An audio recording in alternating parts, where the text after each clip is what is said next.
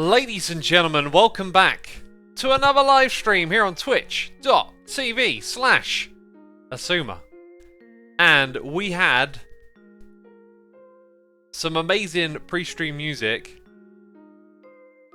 And I'm looking at chat and it's a little bit crazy. It's half bananas and half like derp and half... Well, they're not halves, they're thirds, aren't they? Wait, there's a fourth element. Hang on, apparently there might be a hypno raid, as well as bananas, derp faces, and people saying that the stream ain't working. It is chaos. My chat is chaos. Someone in chat is also saying that I'm their background noise for Factorio playthrough. I was playing Factorio earlier today, and I was going mad trying to craft the very first item, because my crafting key was still like bound to when I did the no crafting challenge.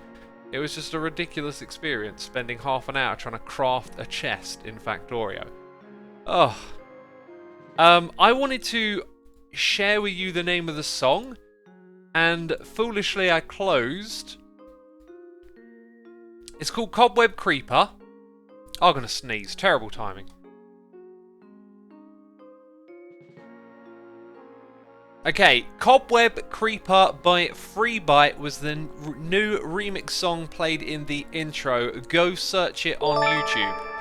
It's really cool. I love the way they kind of put melody into my voice. One thing I will say, like, I really, like, if you're a remixer and you make remixes of songs and you want, you know, you just want a little bit of audio from me, I'm down. You know, I can say things, I can sing things. No backgrounds, music playing at the same time in the audio. Like, I love the remixes. I want to help make your life easier. Oh. So cool. So, in today's stream, we're going to be working on HEP related activities. We are going to be playing some decked out, and when I say related activities, it's going to involve some creative building outside of the Hermitcraft world.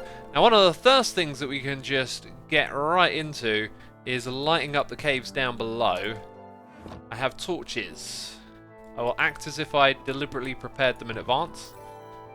And wow, the noises in the ear are rolling in, hey? They're rolling in today. So how's everyone doing? I got some things I want to talk about in today's live stream. I apparently should have picked up some rockets. Do you know what I've been doing? I've been buying them from Tango, actually. I tend to like just run out in this area, and it's super convenient to have a rocket shop nearby. I mean, everyone can probably make their own rockets at this point in time, so the next step up is convenience. Someone should make like pop-up rocket shops, because you know, I don't want to go all the way back to my base because I'm lazy. Alright. Have you seen Etho's Ender Chest refill station? I have. I think it's awesome. It's got a couple of flaws, but it's got so many great things about it. Now, one thing about this crossbow is it's not actually that great. Have to be careful there. Zombies getting close. Ooh, groans and moans. Who doesn't light up their landscape? Oh, good! No! No! Terrible start. Ah! It's all going wrong. It's all going wrong. Scar. This is just not safe at all. It's just not safe. Gonna pinch some of your dirt. Okay. I need to put that somewhere. Oh, do you know what? I can put it somewhere. The zombie came from the outside over there with the golden armor. Get wrecked. Right. Okay. There's a very important chest. That was a fart, says Ploik. What was a fart? I didn't fart. Jeez. Oh! What was with this place? Oh my lord! Oh my days! Like, can I? Good lord! It's a trap. No, it really is. I think there must be some sort of shelf of death. Oh god, we found the shelf of death. No! Oh, this is such a terrible start to the live stream. I'm supposed to be making progress over here. I'm just making death and destruction today. Oh, that was a terrible landing. Okay, let's try again. You know, if you're going to build outside the protected area of the commercial spawn, the Mushroom Island of goodness, gotta light this stuff up, man. Gotta light this stuff up. Otherwise, problems. And if you look here, like, gotta put torches like high and low. Gotta do jumps, gotta make special effects. No doubt about it. Someone should gift Scar a box of torches. That'd be a great gift. A great gift for Scar. Cool, so this is what we're doing at the beginning of the stream. We're also listening to the very first Orang albums today. I kind of wanted to listen to them as it's been so long. I love Orang as a musician. His first records were never my favourites. They were, when I first listened to them, I was like, these are great, these are interesting, but like, I just had that feeling like, you know, this wasn't going to be it. The best was yet to come, and in my opinion, that certainly turned out to be true. So I haven't listened to the first 4 records in a very long time. It was after, I think number 4 had some sparks, but yeah, after the 4th record, things really like kicked into gear, at least for my taste, and yeah, being on a bit of a nostalgia binge at the moment. We are going to get through those old records. We listened to the 5th record last stream. Actually, last stream we did was Hades. I think I'm going to put a plug in that. I'm not entirely sure, because I've got some other things going on I want to talk to all of you about. And I've got to admit, like, I could happily do another stream, but it's got to the point where our runs take over an hour. And you know, I like to stream for about 2 hours and call it that. I can go longer if I want to, but I don't particularly enjoy sitting at a computer for that long. So it means that we're potentially going to need several runs that are 2 hours long to get to the 3rd stage, which, you know, we kind of got there with a bit of a overpowered lucky power-up, right? To get to that 3rd stage and then master it and figure it out, it feels like there's time to be put in there. And I think I might just pick it up casually at Christmas or when I got some downtime and play it for my own amusement again. But I don't think I want to do that on stream, because I've got a feeling it's potentially going to be another couple of streams before I can consistently get... Get away! Before I can consistently get to that part of the game, right? And when I can consistently get there, then I know what I'm going to be doing in a stream. You know, I'm going to be getting to that 3rd area and trying to figure it out. But yeah, it just feels like I'm not as close to the end as I'd like to be right now. So that's where we're at with Hades. Oh my word, it feels like there could be cliffs and problems all over the place here, really.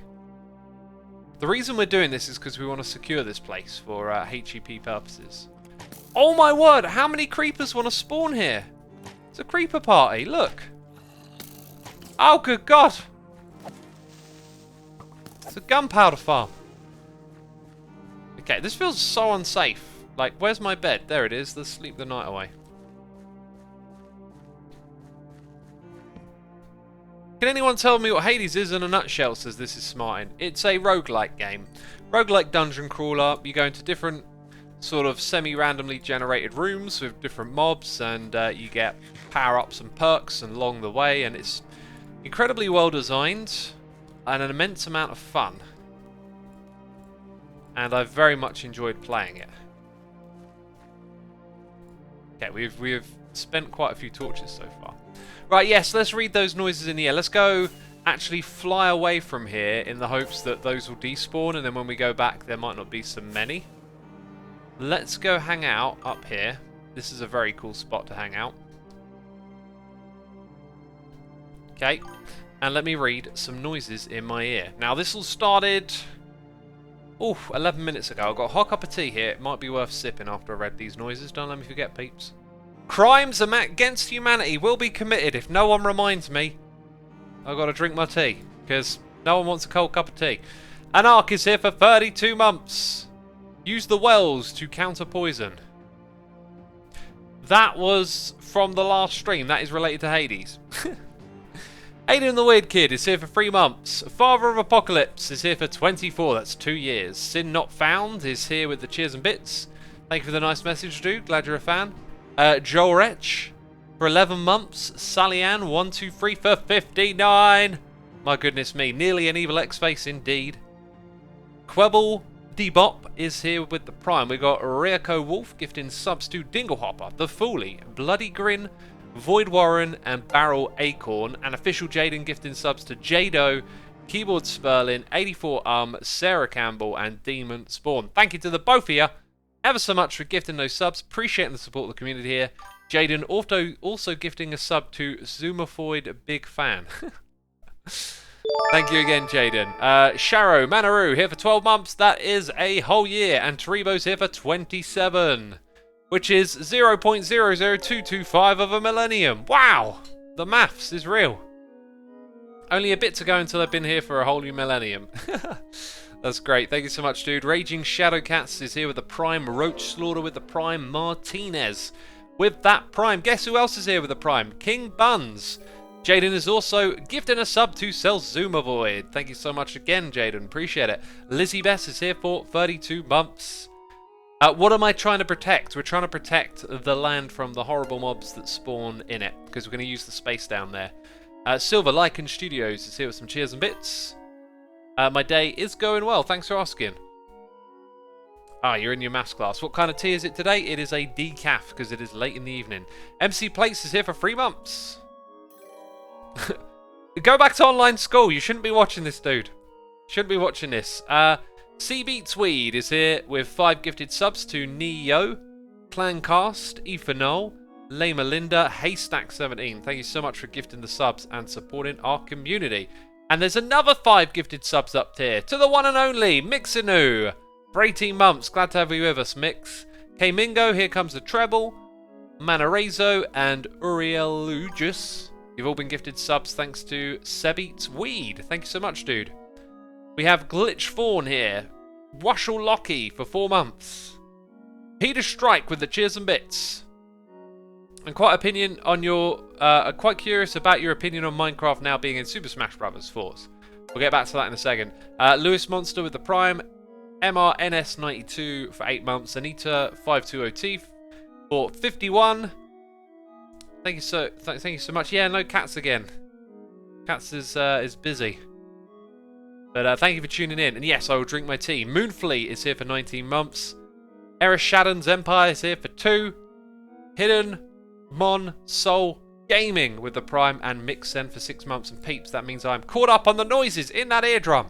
Unbelievable. We got there in the end. Thank you for your tremendous support, peeps. It's time to sip a tea and answer that question. My thoughts on Steve and Alex being added to Super Smash Bros. That's some good tea. So, not particularly being a fan of Smash Bros. Don't really have, much of an opinion from that angle. My main opinion is, doesn't surprise me in the slightest. When Microsoft brought this franchise, well, it wasn't a franchise yet, right? But they brought it with the intention of franchising it. So, seeing that kind of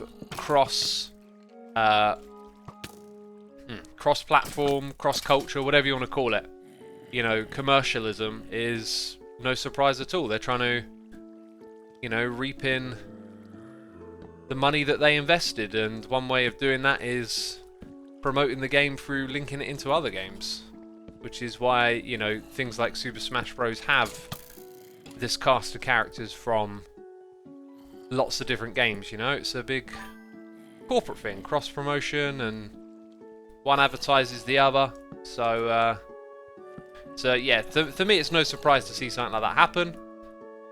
In my mind, the original Minecraft was never about that, but that's just like my emotional attachment to what I thought Minecraft represented, and did in a very strong way represent a different way of doing things, which revolutionized the gaming industry.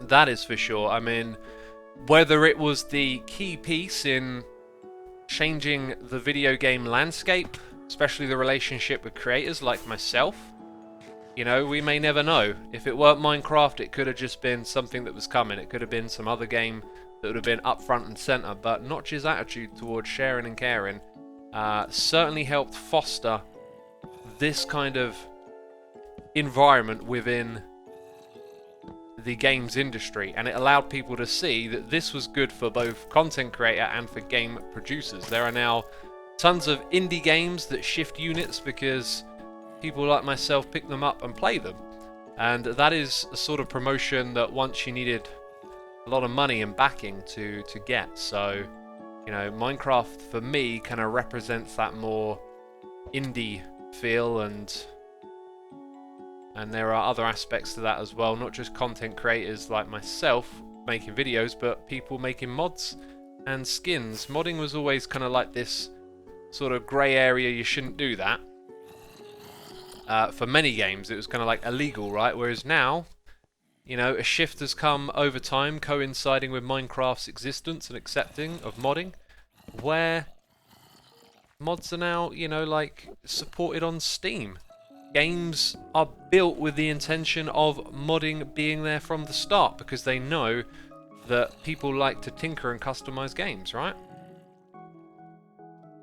And I just still feel like Minecraft was a big part of that, and it's not something that Microsoft, for example, particularly represents. It's not them that do that. They now obviously continue on the tradition and sort of encourage it to some extent.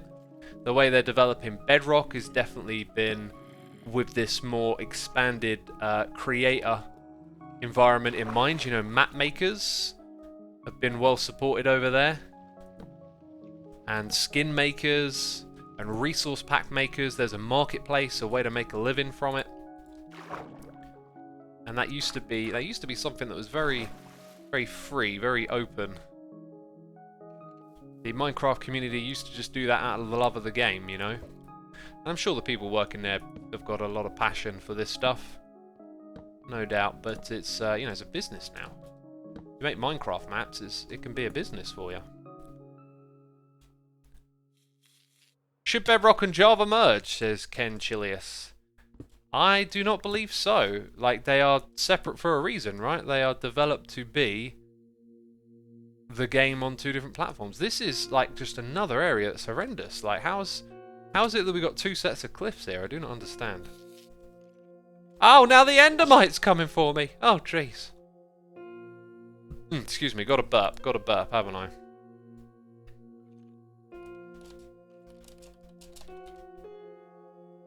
Got to burp. Right, noises in the ear. Traditionally curious, here with the Prime. X-Pedrox with the Prime as well. So many Primes. The Steernerd, Mittery, and JMIE. Thank you ever so much for using the Amazon Prime on me. Appreciate that. We've got a Little Pumpkin gifting a sub to D's Knights. Thank you so much for supporting our community. And Good Time Banana. Thank you for being a Good Time Banana. And for subscribing. Appreciate it. Scar redid the cliffside, so he just landscaped over it. Yes. Yes, I'm learning that now. Okay, now horrible things like that will come through here. Oh! Oh, the noises I make. Oh! There's so many. There's so many. It's Creeper Valley. Oh, good God, we found Creeper Valley on Hermitcraft. Oh! Forget decked out. This is the real mini game right here. Surviving Scar. That's what I'm calling this one. Okay, we're gonna fly away, make him disappear, and come back. We got 200 Jackie subscribing and Marmot 95 for 14 months. Thank you so much to the both of you. Appreciate it.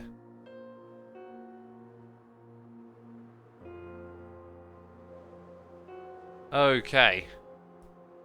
I want to get in there quick before things start to spawn again, right? We've got to pray. Pray that nothing spawned.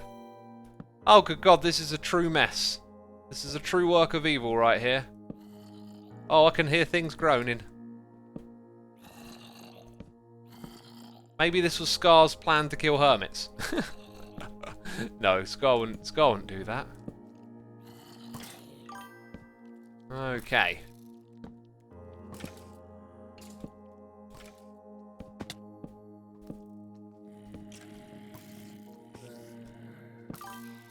Okay, oh god!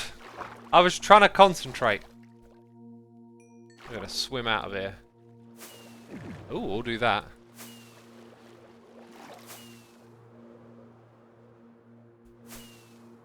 This is a scary place, says Joel Kip. A scary place, yes, I get it. Liggy Sticky Ickies here for 13 months.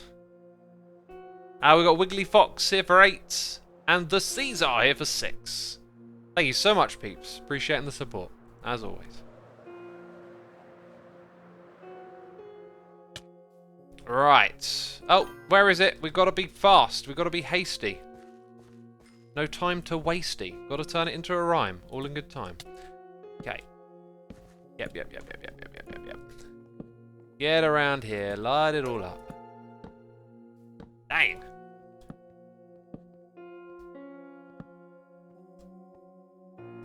Oh! That's kind of scary, to be honest. Just randomly falling down. You know. Oh, God! It's ugly! Horrible! And I wish to get some TNT and remove it. Don't tell me that's the... Oh, it's the last. It's the last of them. Right, hopefully I'm in close enough proximity that stuff don't just start spawn... Oh, that looks like the danger shelf over there.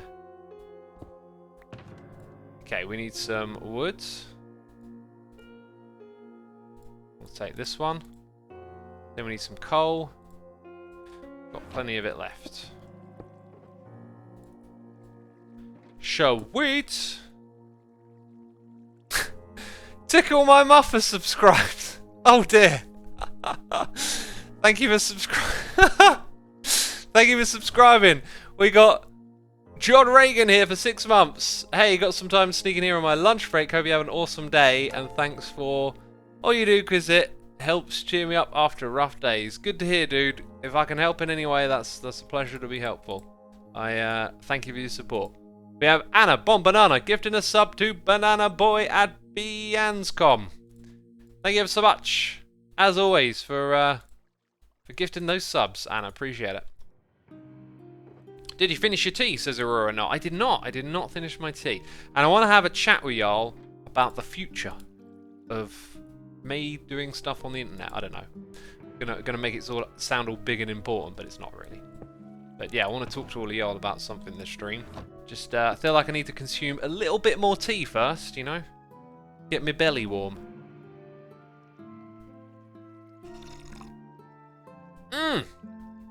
Tasty.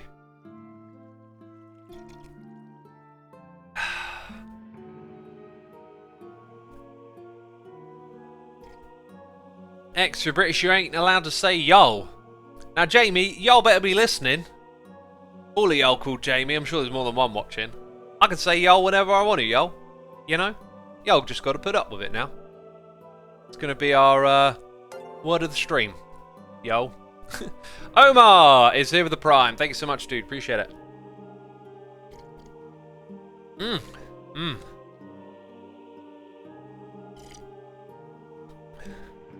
Right.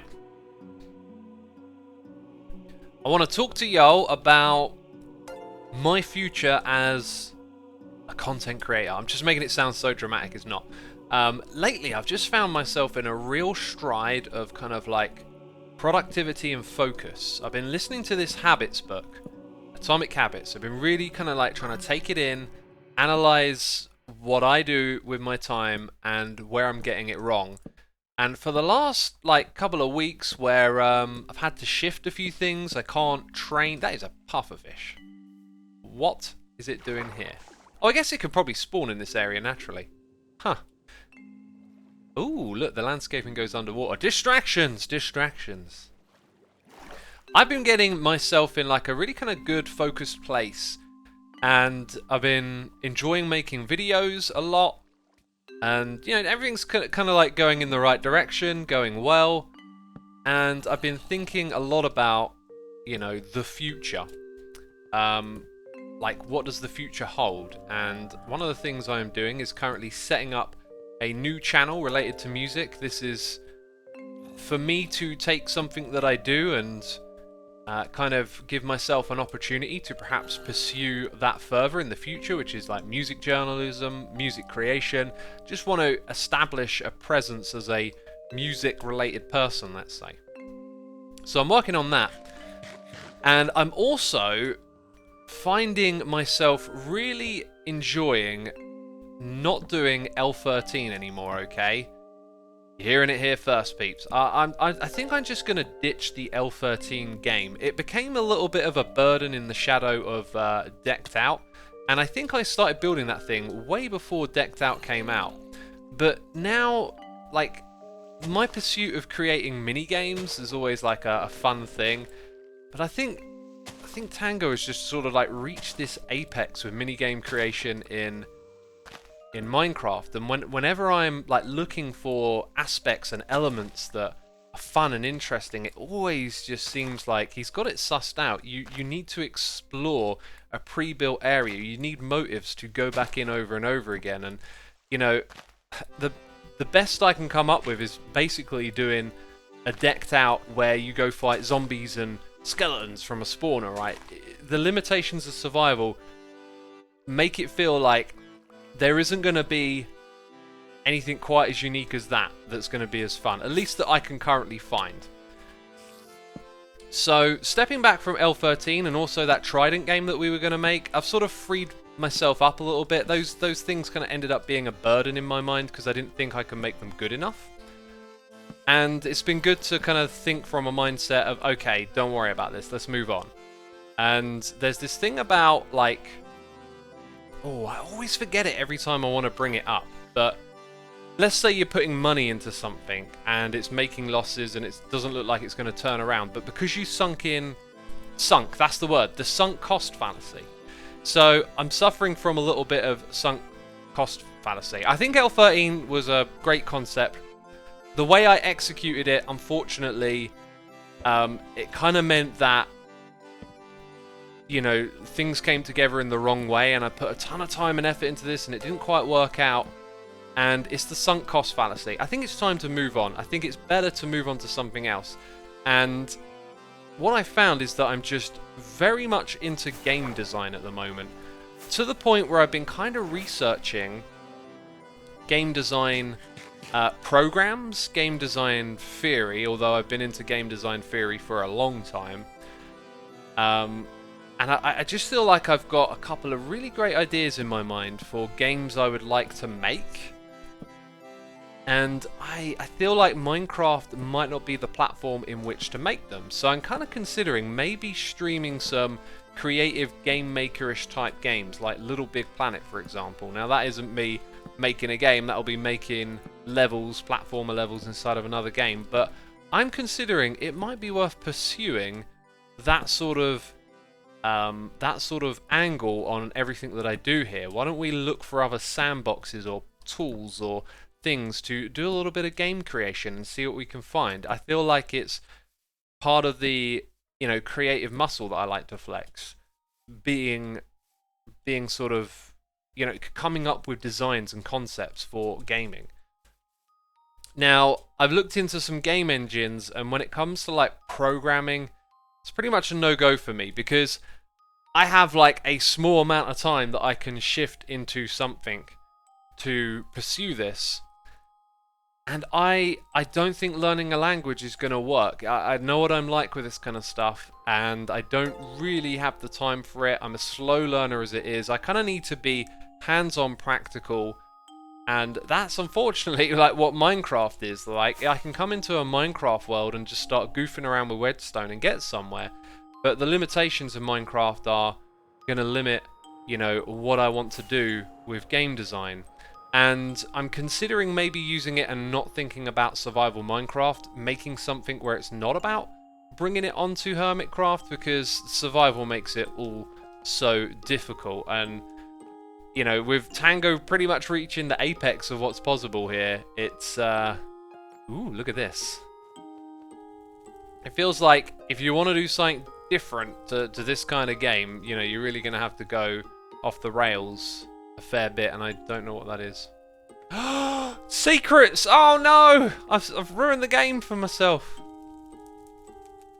Gamecraft, maybe. It's kind of voxelish, but with more realistic graphics, says King Homer. Well, here's what I want to do. I just want to put out a couple of ideas for anyone watching. First of all, if you want to tweet me something like, hey, check out this game creator, right?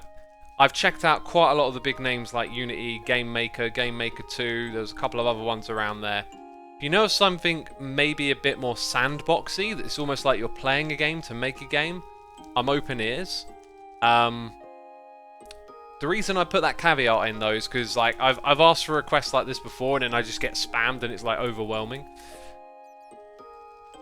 The other thing I will say is if you are like a mod pack developer, creator, and you would be interested in working with me on something, please do reach out and always share a portfolio.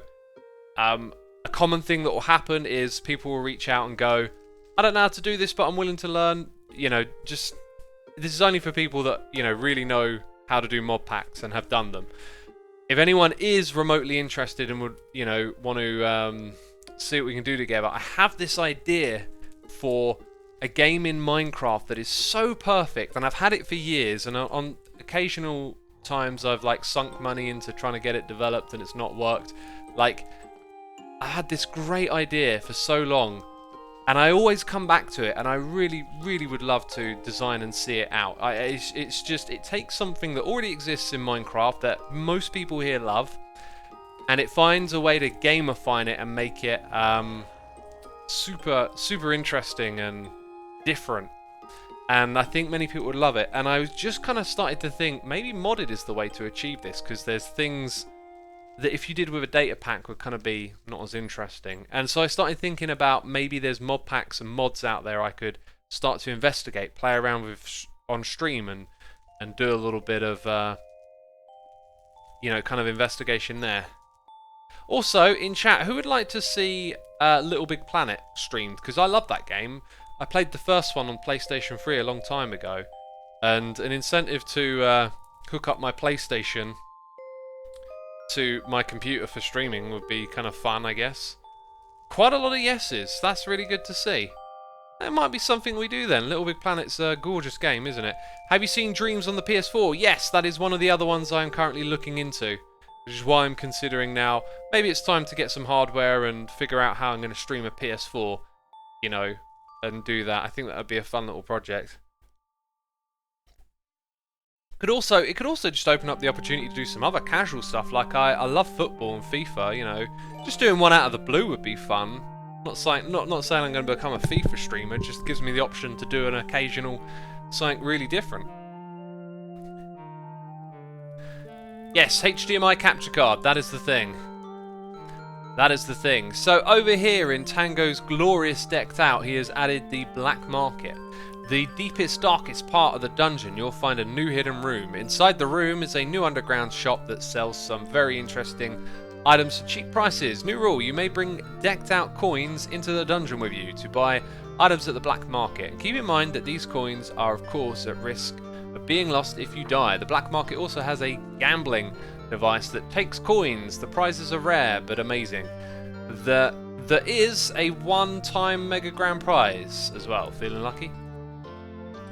So yeah, like, this is what I love, like game design, how Tango's added something to this. But I am, as you know, I'm a very creative person. I'm like a mental remixer. When I listen to music, I can hear how things could be done differently. When I play games, when I like enjoy art, movies, whatever it is, my mind always likes to kind of like see the constructing elements of it, and then think about how they could be rearranged and they could be different. And every time I'm playing decked out and seeing stuff happen, I'm thinking, oh, you could do it like this, you could do it like that. The way Tango set it out, it's all fantastic. It all plays really well, but it also gets my mind brewing with ideas. I was thinking, like, it might have been really awesome if you only started off with 3 slots, because he's been giving extra slots as prizes, right? But maybe you find tokens inside of the dungeon that allow you to level these up. And I was thinking about how you could implement it, because you could possibly control access to slots to store things with Redstone, and then you could make it So that rather each token opens it up, you have to find a token level, right? I don't know. My mind has been spinning with ideas every time I play this game. It's so inspiring because it's so brilliant, and you know, it's put me on a real kind of like path for that game development thing, which I always love, and every now and then I dabble my toes into it. In the past, I made Minecraft maps, and it's always been a really fun aspect. And I've just been thinking, you know, what if I found a way to stream it, right? I can chuck in like a, you know, an hour a day into something different if I wanted to, and then that plus streaming time, we're talking potentially over 10 hours a week to put into something else, and that could actually be rewarding. But I've got to find the right tools, I've got to find the right direction, and learning to program won't be it. I know that's going to be incredibly slow and tedious, unfortunately. So yeah, so I am like really kind of like in the zone with the productivity lately, and like the focusing on this new idea of pursuing that game development in an interesting avenue of, you know, doing it on stream and trying to make something of this time. And yeah, I hope it goes somewhere, and check up on me with it, you know, like maybe it doesn't work out a little bit and I kind of forget about the idea. Ask me about it from time to time, because I really feel like it's something that, you know, I want to pursue, I guess. And I need a nudge, because I always come back round to these remixing ideas. And like I said, I've got this game in my head that I think people would love, and I've had it there for a long time. Anyway, I have been waffling for the last 10 minutes, as always. We are really far behind the noises in the ear. Lily Sakura has subscribed. Murder's Edge 666 here for 3 months. WPG Brown with the Prime. SZA Lick 122 with the Prime. Afflington for 8 months. K's Strong EXE. David Dinosaur. Black Cloud's Death. Yeet Meat Boots. Lucaro for 24 months. Potanu 0 for 12, and Bachelor all with a Prime. Thank you so much. We also got Anna Bomb Banana gifting a sub to Banana Lord 60. Thank you, Anna. Appreciate it. Appreciate it. Appreciate it. What am I gonna do in this run? I am not taking in any decked out coins yet because I don't know where we're going. Big questions, big questions. We have books. Lots of books, lots of books. I could potentially like trade in for a tier 3. But I think the problem we might encounter here is when you get to tier 3, you really kind of need to land on a good one. But how can I explain? Like, to go from 1 to 2, you're talking every 3 1 books you get a 2. Now it's 9. So every 9 runs, we potentially make a tier 3. It's all of a sudden going to be a bit more a case of you need some really good luck on your side. But I feel like there's enough use here to make it all work. Anyway, I think what I would like to use, because I feel like I'm okay at avoiding the beasts without beast sense. What I would like to use is potentially Loot Finder, but I'm having a bit of a hard time figuring this stuff out. Soul Seeker is supposed to make soul flames more prevalent, which it seems to have done with 2 cards in my deck. But I'm not getting higher level books from it, and that's punching out about 7 to 8 soul flames. I think I did 9 on a run. So I don't know how many you have to punch out to then get higher books as a reward. So if that's not going to work on a run anymore, maybe we take it out and we put 2 other books in. Now, Loot Finder, I don't know what that does. So, you know, resistance and beast sense, they're good, but the thing is, the resistance comes on periodically. So its main use, I've found, is for when you want to tag a beast, is if you have resistance at the same time, you've got a better chance of getting out there alive. Coins in barrels, says MRNS. So I feel like at the moment, you see, I have a lot of coins, and I don't really particularly need to get more. So it's balancing it up. Okay, so Loot Finder will drop some goodies in backwards barrels.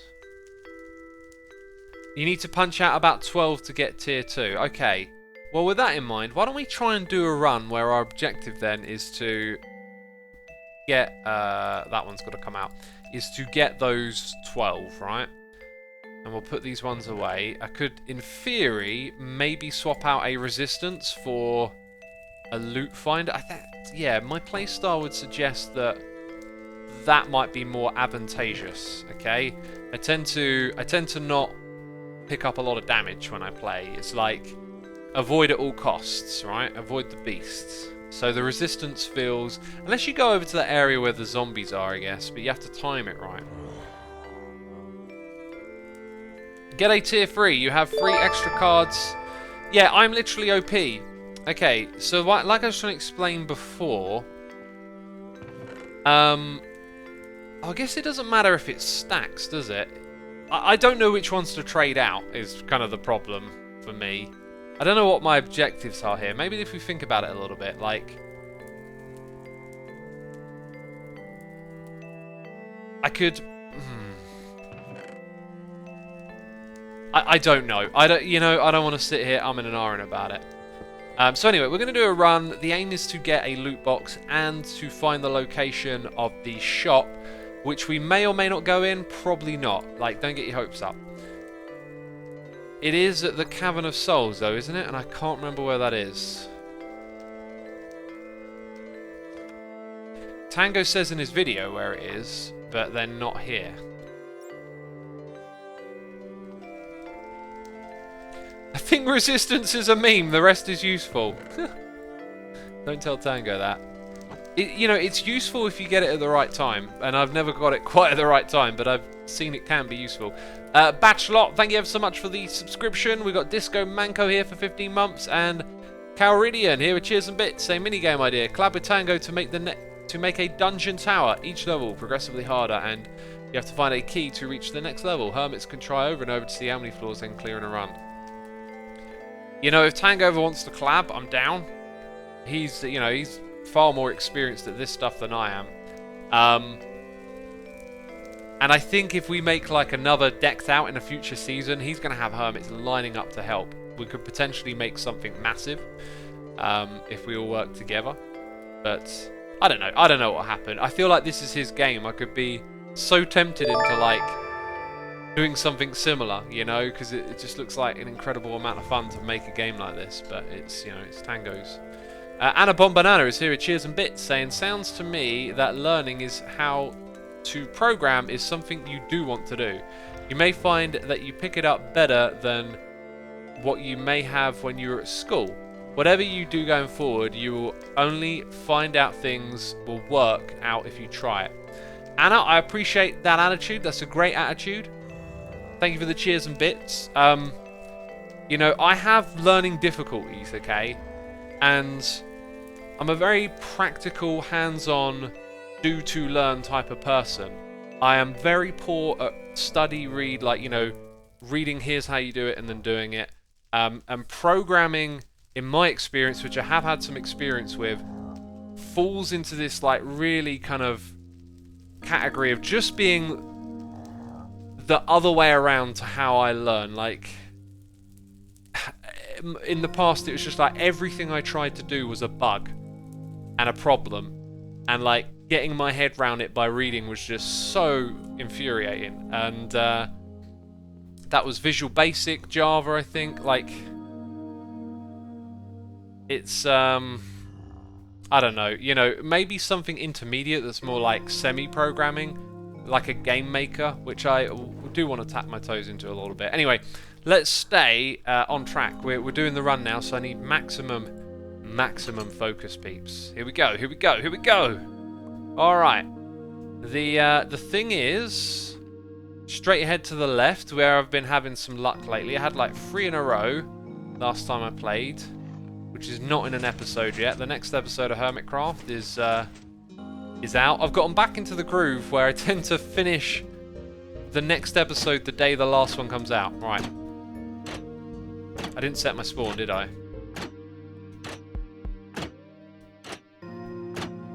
Okay, that's terrifying, but it's done. So it wants us to go to the right. However, I know it's not actually this room. We've got to be cautious of time. The next room always seems to have that soul flame ready to go, but we've got to be wary of beasts. Is that room down there? Oh! Oh, forget that room then. I don't think it saw me, funny enough. Hey! Maybe that was the book that gave us those coins. Upside down barrel, wasn't it? Okay, okay. So then this thing is sometimes open, sometimes not. Today it's open, so that's our first flame. Hey! That's the book doing that, like, surely. I'll never get coins when I come in here. I also think time of day that you play is important, like Tango was on. And once he's done his maintenance, there's usually, like, more stuff to be found. I found in my runs, that one's not ready yet, that I play, like, in the morning, which is when he's sleeping, so he comes on and then fixes everything up. So I usually get like the tail end of like the shop's always sold out and there's nothing in the barrels, that kind of deal. Okay. So 2 flames, right? Someone in chat says they are manually placed. I believe some of them are manually placed is the deal. I can't remember if there's a flame down there or not.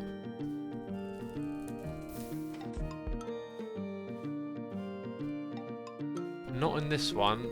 It's good to memorize stuff so you don't repeat your steps. Yeah, there's one down here. Okay. What are we up to? 4? Wait, people in chat are saying no, go back. Why would I go back? Remember, oh, apparently we're at the black market. Oh, was it down in here? It wasn't my objective to go to the... I've got 7 coins. Let's do another run. Another run and we'll go there now that we know where it is. Because I'll bring coins with me. I feel like I might go in and there's nothing for 7 coins. But if we complete this run with more coins, then we kind of know, hey, we can afford going back in there. There's another flame not open. Previously, I did this like little route and it had all the flames lit up.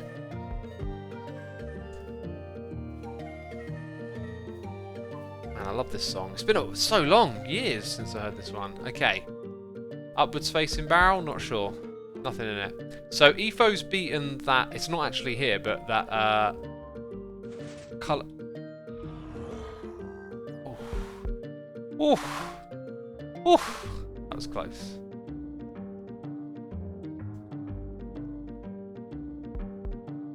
So we know it's kind of... Oh, I think I just saw it move. The walls are coming down. So what I would like to sort of do is head across to the... Wait, I never thought about the loot. Goodness me. Is it here? Oh, I totally forgot about that. The compass is important. Oh, this might not end well. Oh god, it's like over there. I think I might have to pass. Oh god, it feels like it's here. Oh good god. It's like that one. Yep. Okay, okay. Woo! Hey! Check this guy out. Okay, so... I'm thinking it might not be a bad idea to actually get out of here with our rewards. We do get a book, remember? What way out do we want to go? This way?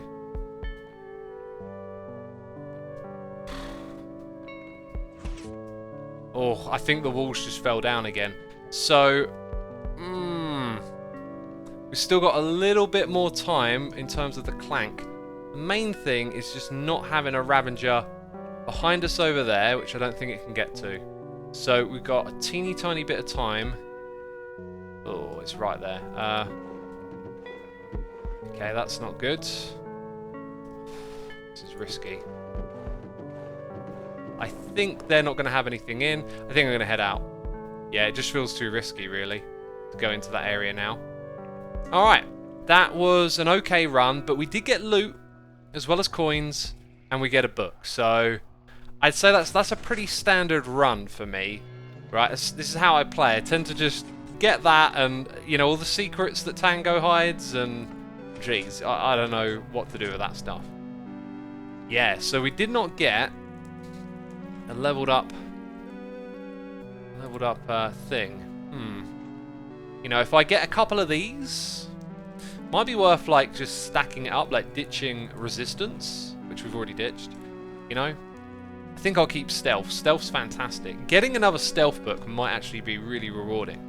Before we head out of here, I do want to set my spawn. It's not the only run I'm going to do today. Also, thumbnail for the episode, right? Like, you know it's decked out when you see that.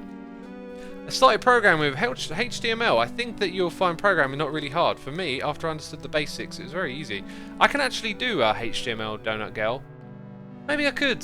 I think maybe the problem is that in my mind, the scale of what I want to do is big. Therefore, I'm looking at the end goal of programming from the beginning, which is probably not a good way. Should look at it as a skill set I want to build, right? Okay, 3 artifacts, some coins. Not bad, right? So we'll probably risk all of these coins going back in again. Villager set common, boomer set rare, and bee set common. Right. Now I have a villager. I got rid of it. Got rid of a lot of stuff along the way. Yeah. Actually, well, the rare is kind of alright, I guess. It's not a unique. Got 1 slot left up there. Got the additional. What am I doing? The additional this. Let's take like 2 more coins, right? 16. We'll go in with that this time. Do we want to change our deck? The loot finder probably got us a few coins. I think, yeah, it probably makes sense to keep it the same. Open the trapdoors at the bedroom, says Will. Oh, okay, yeah, I know what you mean, but can't do that now. Need more coins, apparently. Well, how many do I need? Because take 20? Okay, take 20 coins. I don't mind going in there and not getting anything and learning something, I guess.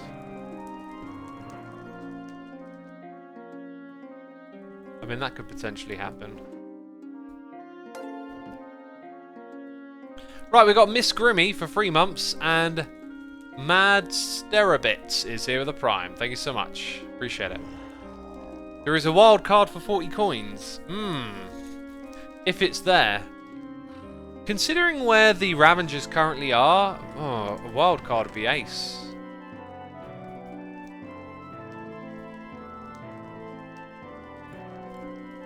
I can live with that. I can live with that. I mean, I don't really get to spend the coins too often either. Oh, what's the daily auction? Because I won the last one. Okay, 40 coins, y'all are telling me. Man, we're risking 40. Jeez. It's a wild card for a rare, not unique. Oh, I don't know about that then. I do not know. Let's take 30 then. I don't know what we get. Like, a rare? That's a bit of a shame it's only for rares. So the one I had was for a unique. Yeah, there's the banner wild card. There's the tango head. I can't remember how I got that. I think I might have just found it in a chest. Anyway, we can see how all the other hermits are doing here. Am I actually close to getting a set? I guess... No, I'm pretty sure all of my artifacts are spread out. Like, I've got desert rare and a dragon rare, right? But no other things from those. And I got nether uncommon. Might recycle some of this. Oh, we do have desert common. Okay. Never set common, never set uncommon. So... a little bit of this, a little bit of that.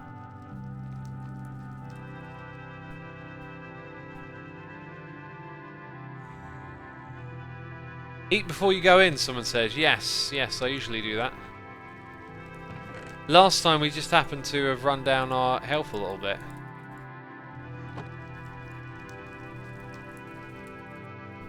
Excuse me, mouth burp. Also, there's still tea to be drunk. Good suggestion to bring the cookies since we know we're taking damage. I like that idea. We're not going in with resistance, remember. Imagine if we could time it. So we go in right on resistance. That'd be pretty good.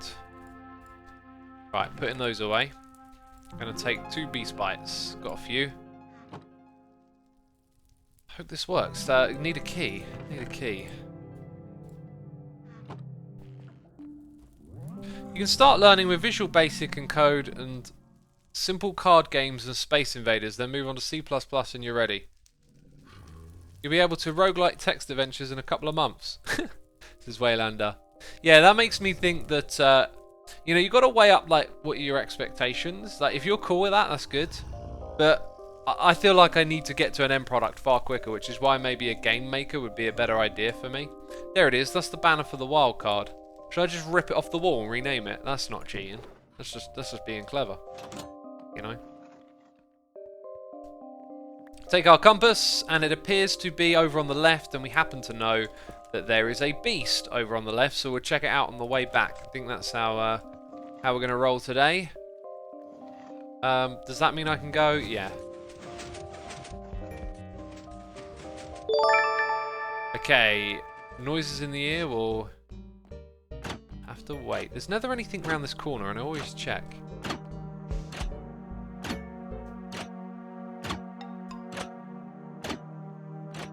Good stuff.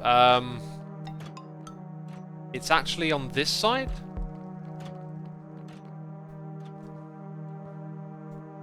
No, I think it's actually on the other side, isn't it? Oh god, I can even hear the beast. So, we kind of don't want to get the beast's attention as we go past, which we haven't got. I think it gets stuck in that room because of all the vines. Is it worth doing stuff like this on the way over there? It's got to be, really. Not that I'll get enough flames. I also feel like there was an upwards barrel just behind us, wasn't there? I sort of skimmed over.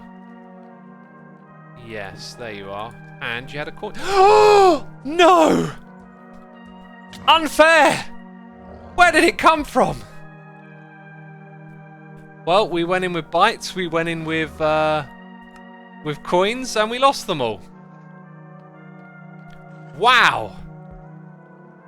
That sucked. We just lost all our coins. I did not see where that guy came from.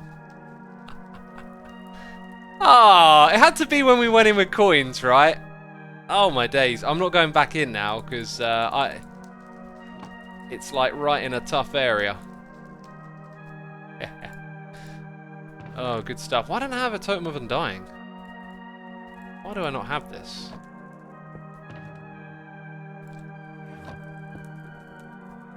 Dang, I just realised how great this music is for playing decked out. Oh, that made me jump big time though. Oh yeah, I forgot my book. And I didn't even pick up, I just walked straight out of there. I was like, done, not playing, don't care about my deck. But yeah, we still get a book, so you make some... No, I didn't get a book. Wait, oh, I'm a donkey. Oh, I'm a donkey. And I broke something. Oh, jeez. Resistance. Stealth. Whoa! I'll take the tier 2 book then. It's not all bad. What are the odds of that? And I broke Tango's game. Well done, me. I'm going to put in... I might have some glass in here, and it won't be good glass. It'll be bad glass. I could put in brown glass. I think I've got some grey in there. No, I'll put in a brown one. If Tango ever notices it, he'll be like, that's not the colour I placed it down as. Jeez, how did I manage to break it so quick? It's because I've got haste. Oh, he'll notice. Jake Carr says, why don't you make Minecraft games like the Redstone puzzle maps that were popular in 2016? I do dabble in making games. It's just not very, no, it's not very, hasn't been very rewarding. I don't know, like I do a little bit of this and that, but I've just not had an idea that kind of extends itself to being turned into a full map, I guess, is what I'd say. Okay, let's take out all of my things. And these are all things that stay in here, right? Books. The deck. Dang it. I've renamed like two beasts and just got nothing. I think they must have got renamed straight away. Oh, that guy crept up on me out of nowhere. Right, anything else I need to do? Didn't leave anything in there. That'll do for now. Y'all want me to make a tier 3 book? I don't know. I don't know what I want to do yet. Like, I'm not going in now, so I won't do it now. But I want to think about what am I going to use, what am I not going to use. Like, it feels like a good idea to hold on to one of each, because what if it's like Tango adds this thing and you're like, oh, if I have Beast Sense, that's going to help me do this thing. So I'm not in a rush to trade them in. We're gonna gain 1 extra point. And it, you know, that could be a big game changer, but it also might be worth just holding on to the options. Right, we got noises in the ear, we got cheers and bits from Silver Lycan Studios saying, this may be a weird thing to say, but I really like your accent. I had a lot of English friends when I was young, so it brings back a lot of good memories. Totally makes sense, dude. Totally makes sense. Glad you enjoy it. Thank you for the cheers and bits. We've got Half Deaf here with the Prime. Thank you ever so much for your Prime. Appreciate it. Silverwind says, how are you with Art X? I used to make digital art, and actually on Twitter a while back I shared some of it, and got a good response from peeps, but not particularly interested in pursuing that any further. Like, it's definitely fun. I love doing it, but it's not something I need to do right now, I guess. Cool, so I think what we'll do next is, why did something fall down from here? Oh, I'll put all my torches away. We'll work on putting in a floor, because... Dang, have I not done a good enough job here? I haven't. We need to light it up a little bit further, I guess, and put in some more of the floor. And then we'll get a little bit creative. We've got some cool ideas we're going to do elsewhere. Where'll be the lights? Where'll be the light? Here'll be the light. No torches. Aha, the rest of them are in here, basically. And there's some dirt. Good, that's what I need. And I'm sure one of these shulker boxes will have dirt in it. I've got a feeling. Grass will do as well. Scar won't mind, peeps. Sure we won't. Oh, goodness me! Just like that, there's an army. Just like that, there's an army. I stand in the area, a wild army has appeared. That's right, drown, you suckers. They still find a way to shoot me. Chat, are we allowed to talk about food? Oh yeah, skellies don't drown. They changed that, didn't they? Yes, food talk. It'll be brief for those of you that hate the food talk. Tomorrow for breakfast, and I'm enjoying my food a lot at the moment. Okay, I'll give you a little food update, because you know I'm a foodie and I talk about it all the time. So I'm no longer cutting, and I can't train due to injuries as much at the moment. So I've just got to focus on walking. So I'm sort of exerting myself less, but I'm also now trying to sustain. I don't want to lose any muscle mass because I can't train as much. So it's just, you know, basically every day, eat by my means. I want to put on weight, not lose it, if anything. I'm not trying to put on weight, just if you can't train, it's not a good time to cut because you'll cut muscle.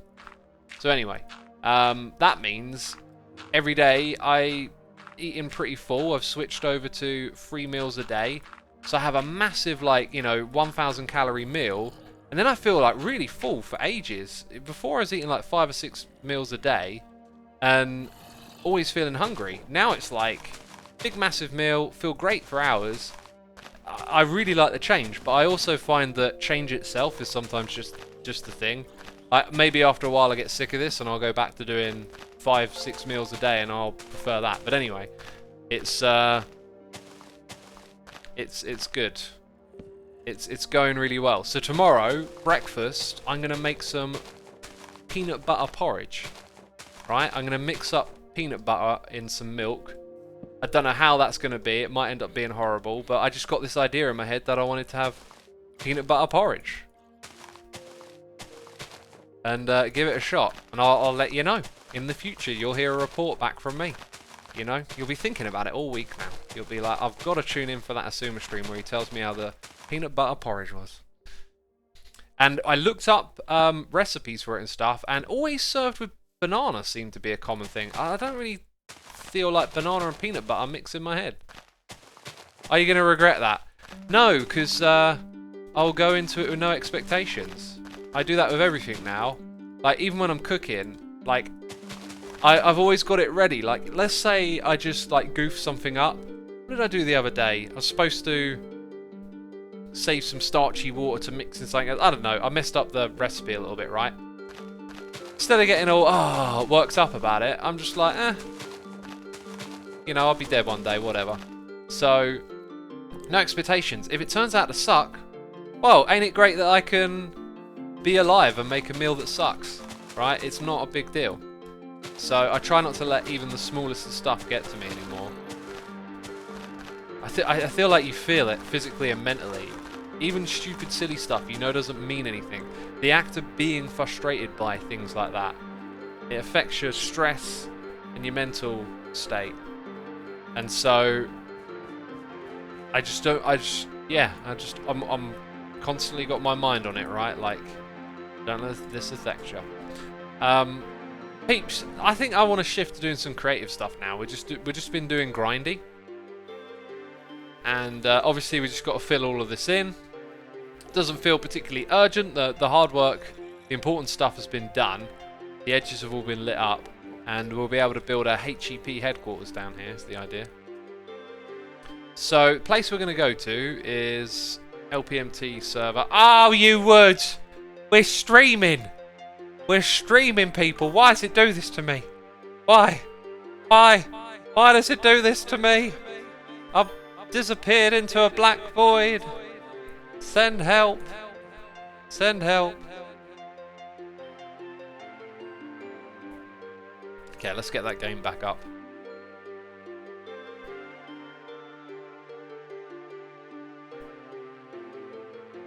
Let's get back up. Back up and running on the live stream. Let's get on the LPMT2. Music Peril 96 here for 3 months. Child Duckling here with the Prime. We got Lee Peel here for 2 months. Can you tell me what your name is? Is it an anagram, an acronym, or anything else? It's oh, Corrales' name is Cyrilek, and he spelled it backwards. Alright. Cyrilek. I did not know that. Mine is just music backwards with some letters changed out, right?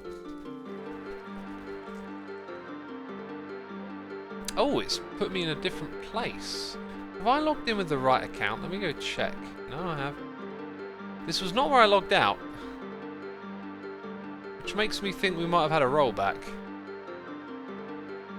Please.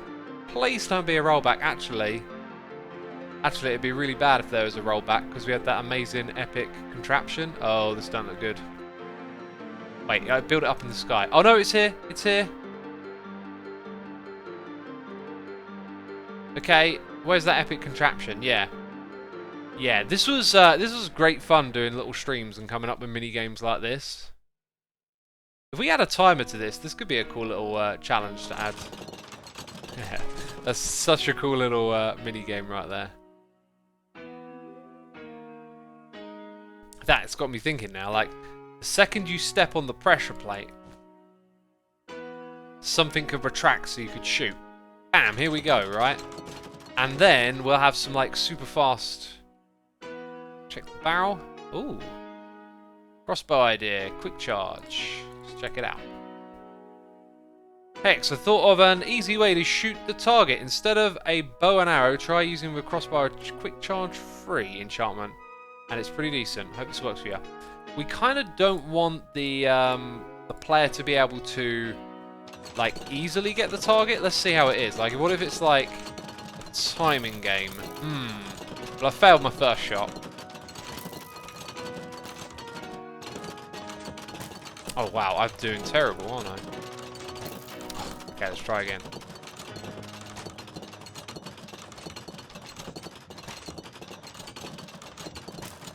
I don't know about that. I'll have to like play test it a bit more. That feels different. I expected the results to be a little easier, but I'm obviously not good at this game. But we know it's possible with the bow. But yeah, it might. We'll have to play test it a bit, like with the bow or the crossbow. But I like the idea of putting a super fast timer on this thing. Although, it's pretty much just one timer that's the fastest, right? Which is the observer clock one? Actually, I'm not entirely sure. Anyway, it can make a cool little skill game, but Hermitcraft's now populated with tons of like target block-based skill games. Another reason I've sort of gone off designing this arena, and it really does feel good to relinquish yourself of something sometimes. Like, I have a very kind of committed attitude towards doing stuff, whereas, yeah, the sunk cost fallacy. Okay, I built all this stuff and it didn't work out. Just move on. Is how I feel about it now. Right, we got Matchy 3107 here for 7 months. Thank you so much, dude. Appreciate it. Let's go down below. I feel like all the mini games are target block based, is not the Bob, but yeah, a lot of them are, because it's like a new mechanic and everyone wants to sort of get involved with it. So here's what we're going to do. I definitely want to put this block down as part of our palette, and that one. We're going to build a laboratory for the origins of mycelium. Okay, we're going to populate this place with some armor-stand scientists who are trying to figure out, you know, what is up with that ugly, disgusting block, right? So I kind of want to make a lab and have like experiments on mycelium inside of it, using details and whatnot.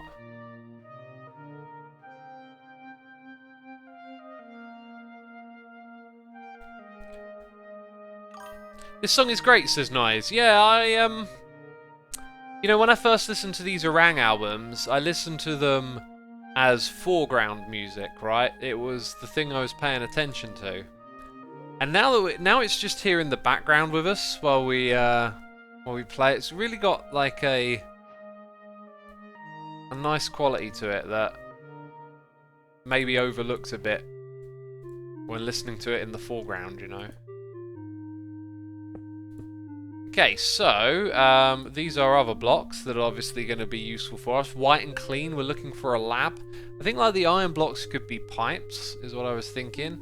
And then I feel like we're going to need something clean in here. Yellow and black would be very kind of like go-to color scheme, right? Sort of warning signs. But maybe there's something else among here that's kind of clinical looking.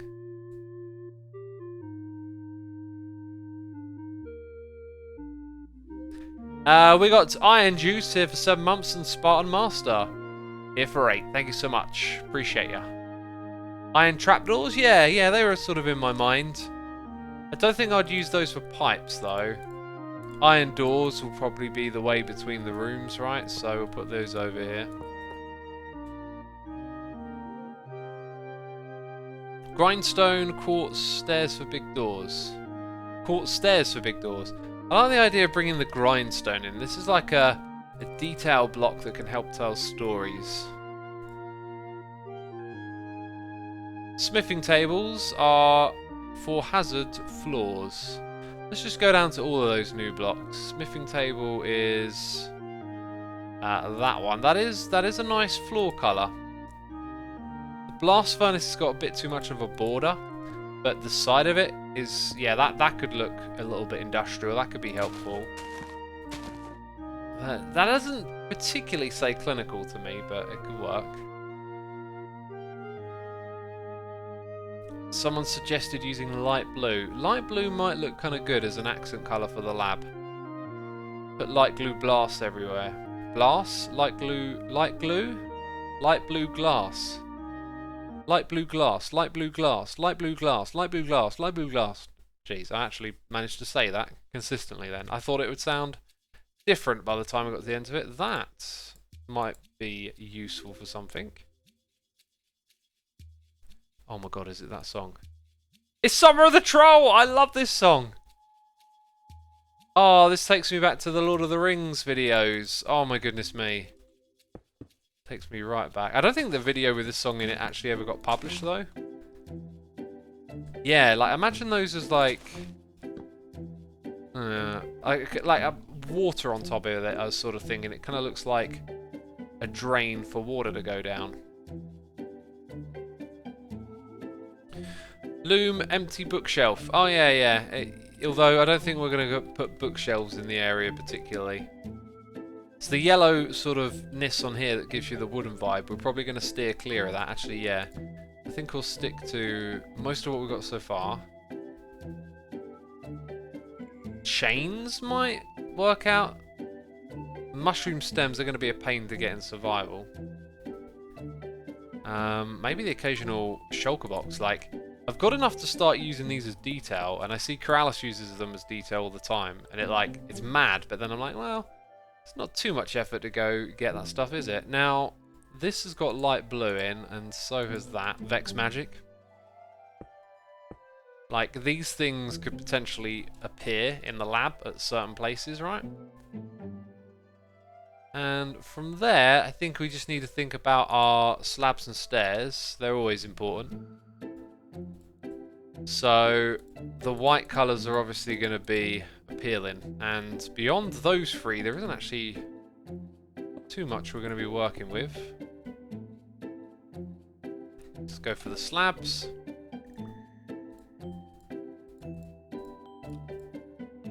And shuffle them down over here. Right, let's get a building. So, I want to do... Yeah, let's do a quick, like, area check. We don't want to start with a number that is impossible to fit in. Excuse me. Oh, a bit of something in my throat there. Right. Let's consider height. Probably not going to be more than somewhere around there, which is like 1, 2, 3, 4, 5, 6, 7, 8, 9 from the floor level. So let's say we put a cap of 9 high on it, right? It's going to be about 1, 2, 3, 4, 5, 6, 7, 8, 9, 10, 11. Well, I reckon 15. 9, 15, and then length in that direction, probably 20 easily. So 9 and 15 are kind of the key numbers.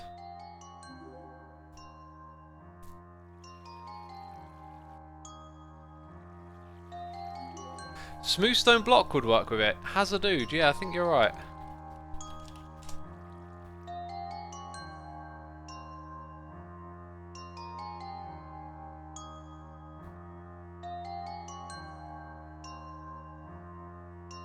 Okay, smooth stone, and then we've got to remember those numbers.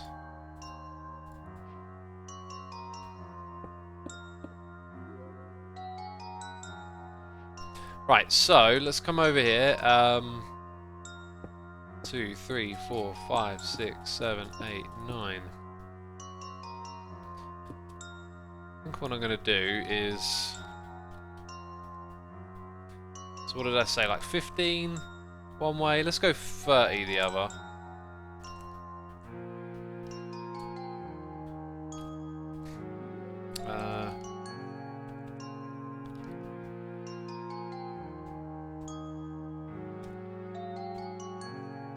So now that may look rather big, but I tell you what, we'll run out of space in here pretty quick. Pretty quick, I assure you. And it's a lot of quartz, but we won't have all of it on display. The question is, do we want to go with that though? Quartz bricks, like...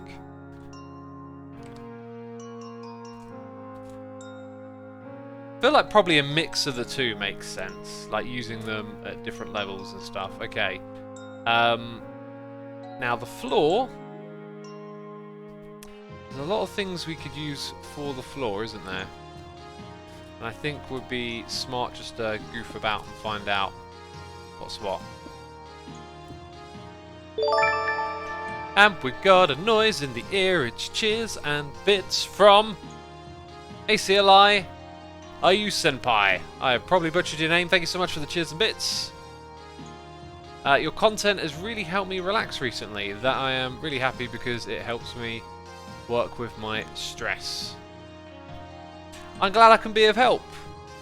I don't know specifically what it is that has helped, but I'm glad to be of help. Thank you for the cheers and bits. If it's the stuff, you know, about how we think about things. Like I was talking about food and expectations earlier. I'm always happy to waffle on about that stuff because I go over it in my head like every day. It's been a huge tool for me in reducing my own like stress and anxiety and whatnot. Let's go set to, what are we gonna do? I think we're just gonna mess about. Smooth stone. You know, what you got to remember is just we're gonna put in detail and stuff, so don't think of it as too final, right? I think that could work.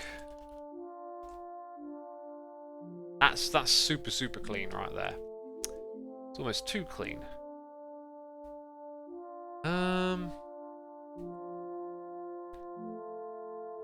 I wanted to try chiseled quartz, believe it or not. I think that's actually got a bit of potential, not to be the full floor, but to be used on the floor.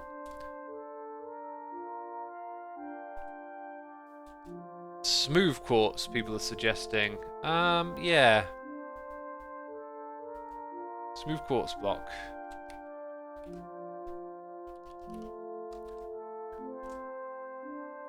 I think I want to use that in the wall and not on the floor. But it definitely fits really well. And the other one was bone block, right? I don't think I'm going to use iron. Let's give it a quick shot. I think iron will just look like iron on the floor, yeah. I'm not going to use that. And the other one was bone block. Had a feeling it might do that. So, that's not quite what we're looking for. It might work. Oh, it does. Okay. That's, ooh. Oh, it just... the edge there just kind of fades. It's got to be like the shadow. I don't know. Yeah, it's the shadow. It's an optical illusion. So it looks like that is not the same as that when you're zoomed out. Optical illusion, eh? Same on that side as well. How many stripes are there? Does it start there and end there? Then you zoom in, it's like, oh, there's one more. It's because of the shadow. Clever. That's...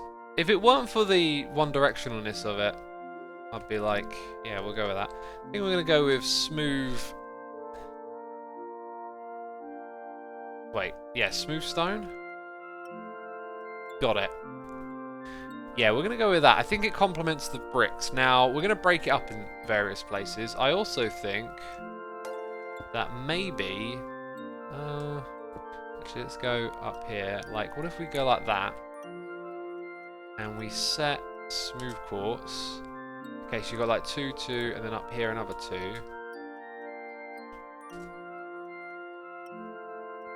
I thought that would look better than it does, but we'll have things to kind of break it up. In fact, straight away my mind has sort of said to do this, so we pull out the bricks so that it looks more three-dimensional from what's behind it.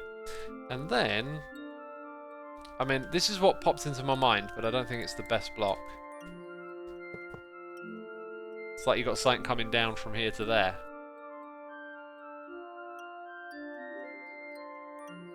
Not bad. Would it go up any higher?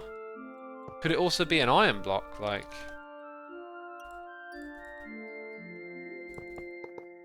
maybe we don't put in the colour just yet. Yeah, I like that. And then I feel like it could go across the top, perhaps. So when it comes to the roof... man, yeah, iron trapdoors. Someone said in chat, I'm like, yeah, I'm one step ahead of you. By the way, Billoppy1234, thank you so much for your subscription. Appreciate it. So I feel like we would...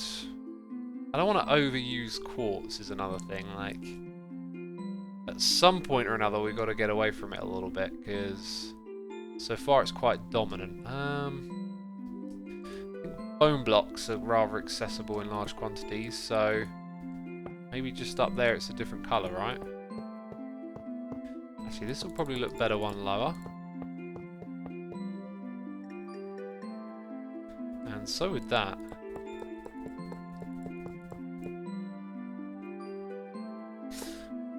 Actually, no. I'm gonna peel that back because we get to create more of a 3D roof if we do this, right? So if I do that, we've got to cover this up, So I cover it up with the bone block like that. Then you get an interesting effect. Now we might be able to put lights up here. And we could perhaps employ some very strategic lighting, let's say. Yeah, there is something to this. So, I'm actually going to knock out the iron. And we're going to, first of all, put in our bone blocks.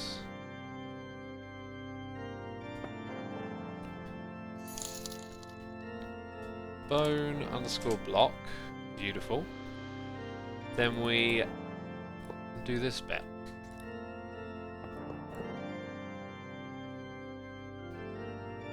Uh-huh. No. No, I did it wrong. Yes. Also, lighting update, please. What? What? That's not good. Have night vision? Don't have night vision. Uh-oh, spaghetti-o. So we go all the way around like this. And then we'll go...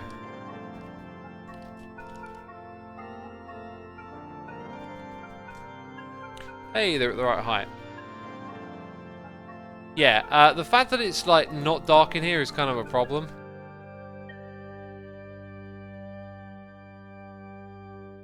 Anyway, we've got a noise in here. We've got Silver Lycan Studios gifting a sub to Judgmental Bird. Thank you for the gifted sub. Appreciate it. And Meldacian is here with a donation saying thank you for amazing content. Question I am asking hermits. Which Minecraft block would you use to describe yourself and why? Unfortunately I am terrible at answering these sorts of questions. My mind just goes blank whenever I'm asked one of those trivial questions. Which Minecraft block describes me and why? Not a clue.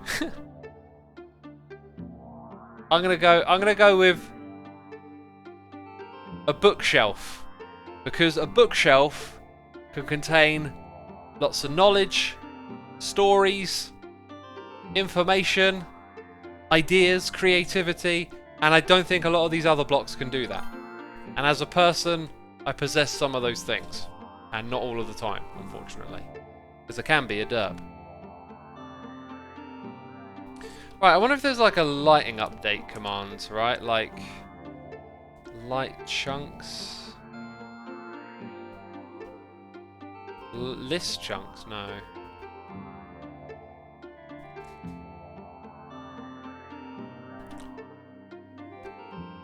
Oh, I've selected a chunk. That was probably a bad idea. F3Q. Oh yeah, so... reload chunks might help, but probably not. No, it's fixed lightning. Ah, okay, thanks. Hey, there we go. Thank you so much, dude. But...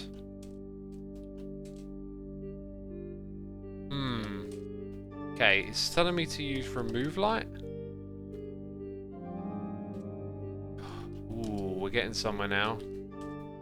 Wait a minute, you know I use that select chunk command. Maybe it's applying it to the area that I'm in, right? Ha! Aha! Today I learned things.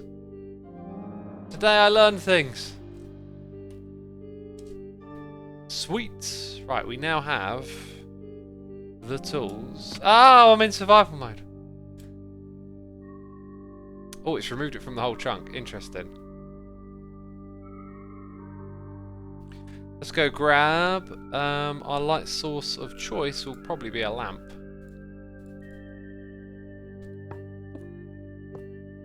So now when I go into here, it should be lit from above. Yeah, so we can develop some rather moody lighting down there. That's cool. I like that. Okay, so the size of this room might just dictate the amount of lamps we throw in here.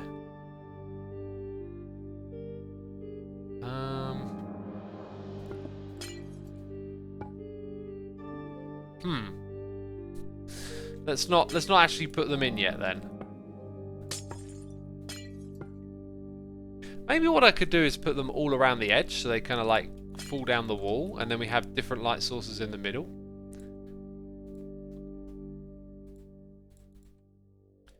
In which case, we'll have, like... That was weird. That was unbelievably weird.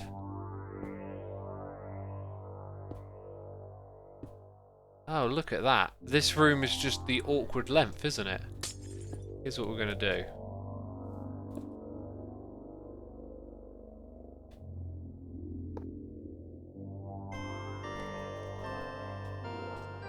Let's do that. Perfect. Now, what about the other direction?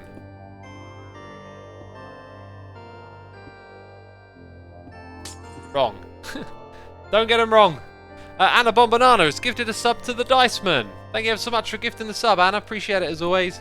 And thank you to Melodesian again for the donation. Probably butchered the name, but you know, that's part of the perk. Alright? You get a butchered name.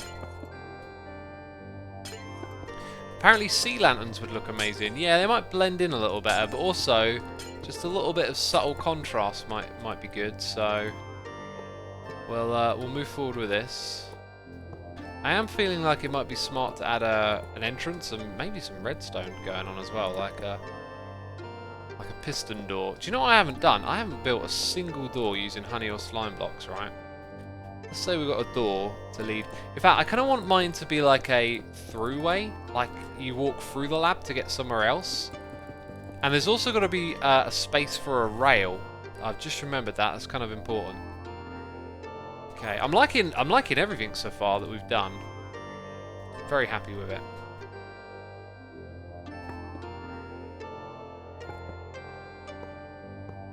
So let's keep going, obviously. Silver Lycan Studios has gifted a sub to Reshi Pitrolio.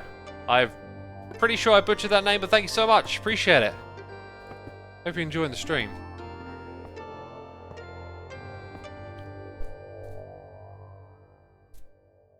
X loves his bone blocks. I do actually, and I got loads of them. I mean, that's the other thing, right? They're very accessible for me.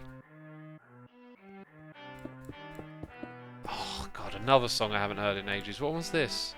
The Drunken Tyrant. Now, why does that one stand out to me? Oh, man. Some nostalgia for me today.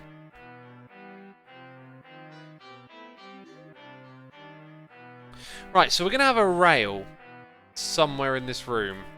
And I want to use this design here to kind of... I think that's going to go one block higher, isn't it? To pull together some elements. Can I... I've got an idea where I want to put this rail. Can I incorporate them somehow? Yeah, actually, quite a few things are starting to pop in my head. Like, I can see where this is all going to go. I think the rail will just go behind this. So, right, here's what we do. We are going to use the lights as markers. So it'd be helpful. I can see them from in here. That's important. We're going to go with the middle of these ones. So we're going to have one there. And if we pop down to this end, there'll be another one here. I don't know why. Don't know if you picked that up on the microphone. Can you hear that? I'm not sure if I've ever made that noise on stream before, but it's a noise that I can make with my mouth. Yeah.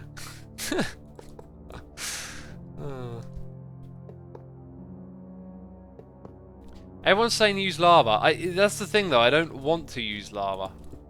It's not what I'm aiming for. I've got an idea. I've got an idea here.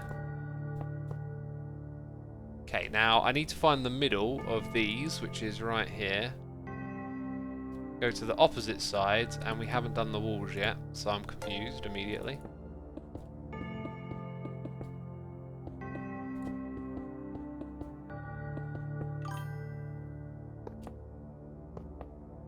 Alright, and then we're going to mix these things together. You'll see how.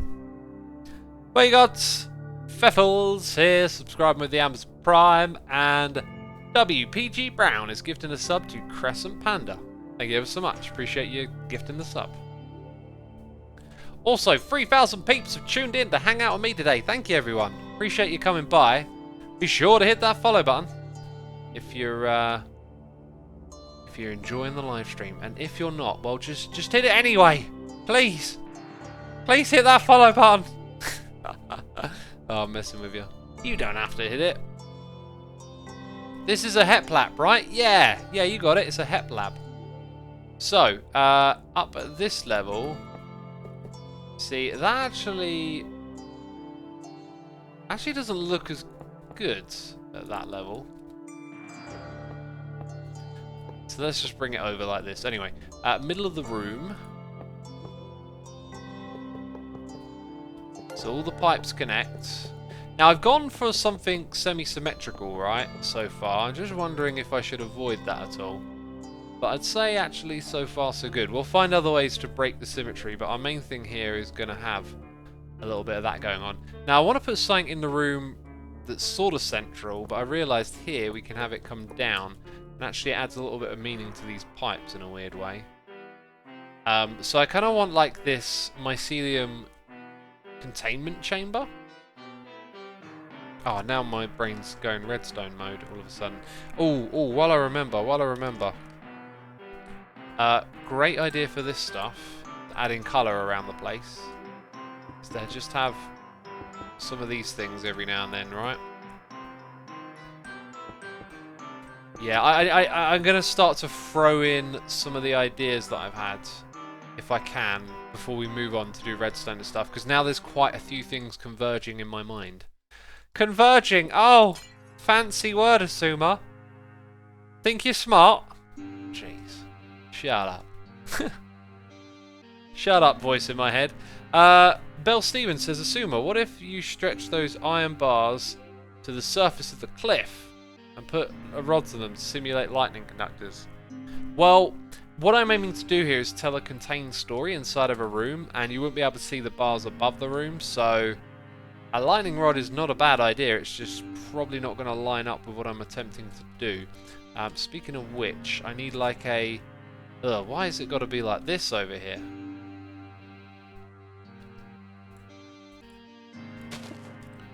Okay. Just put down a bit of light at least.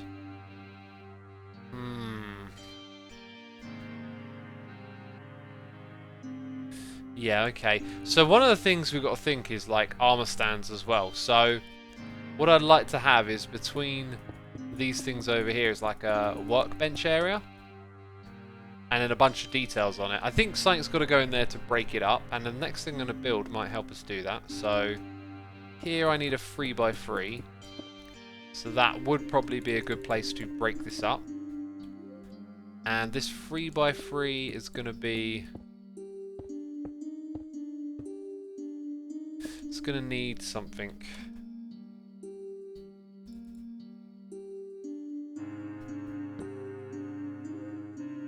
Actually, I'm not sure. I'm not sure what I'm doing here. Because I kind of wanted the mycelium to be there, but then it would block the light. And if we put it there, we're just looking at that part of the texture. So maybe what we do here is actually go with smooth quartz stairs and construct it in a particular manner.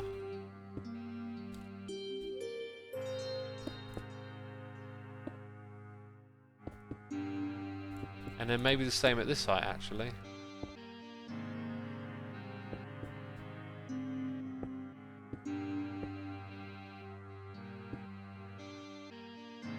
Come on!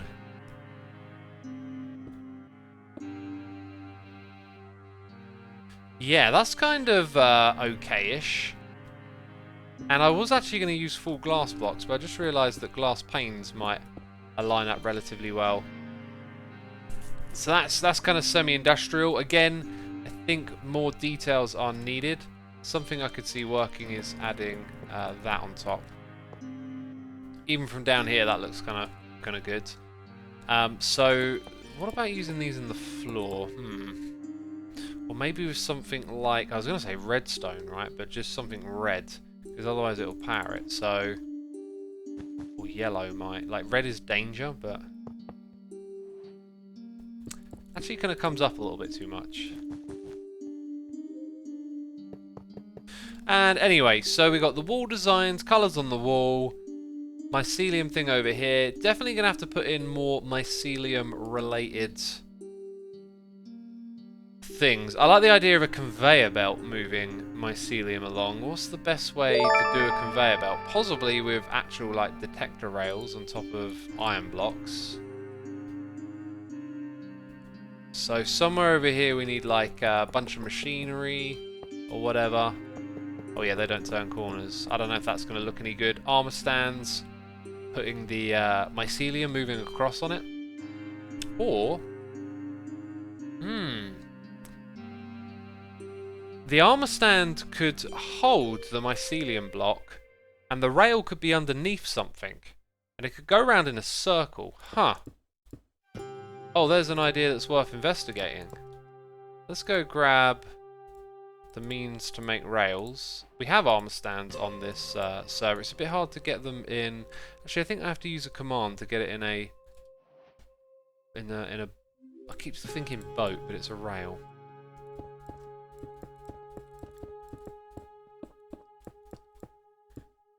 Okay, so where'd my redstone block go? Classic.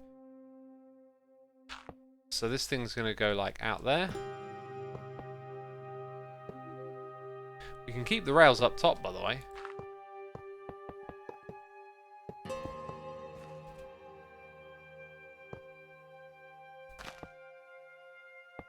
Okay, and then just round the back here.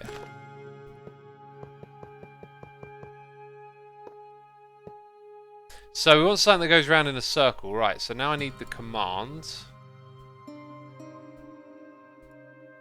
And it takes me a second to grab it.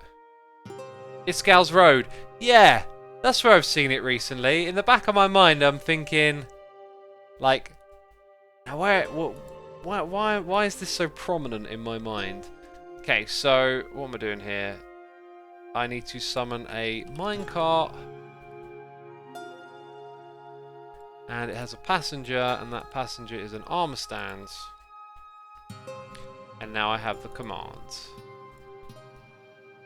Sweet. Right. Back to Minecraft. And then like this. So now we got that. Okay, now on this server, I believe... Ooh. Yeah, this is what we're looking for.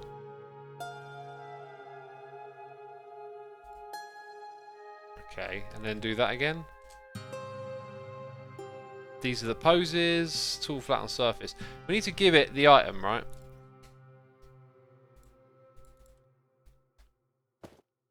And then we need it to be like positioned above its head. That's going to be extremely difficult for me to figure out. But... Or maybe if it's on its head, like...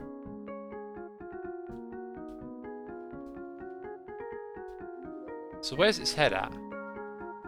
Where's your head at?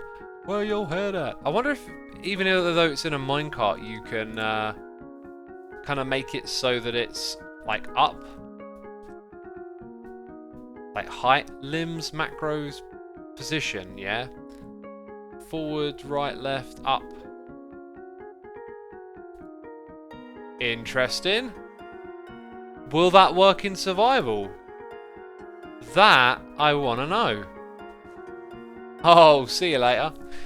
We can figure that out another time. That is a fantastic little detail that we can add though. So there'll be some sort of industrial furnace-y looking setup in this corner. We'll find places to put things everywhere basically. Now, the other thing that I wanted to do is remove the dominance of this smooth stone. We want to use it measured with something else. Now I don't know if we actually should go for like a border.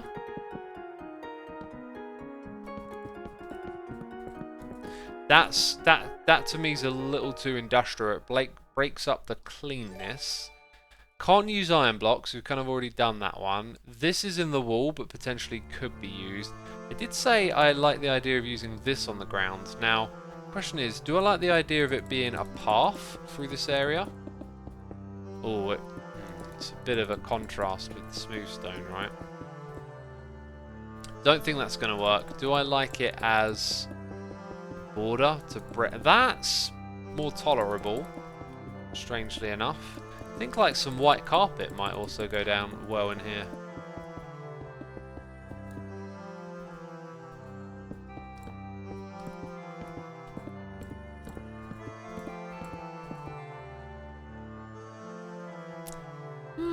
That's definitely better, but it makes me think the smooth texture should now be different. Let's grab some carpet. Maybe the light blue as well. Didn't go there, did you? So if we put carpet in here as well, carpet is not very lab-like, is it?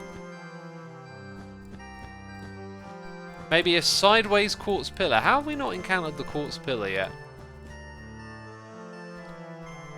How have we not encountered it? I've got a feeling I'm not going to like it, but I'm just a bit... That'll probably work... Oh, wait a minute. If it works better on the wall, if it goes here...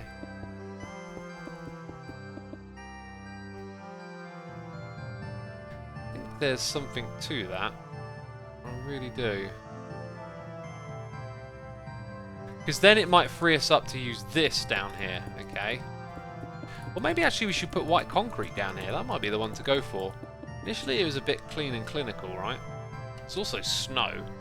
But I feel like when you're close to snow, it becomes too much like snow. That kind of complements the light blue, I feel like. I think that might be it. I think we might ditch all of these blocks and go with this.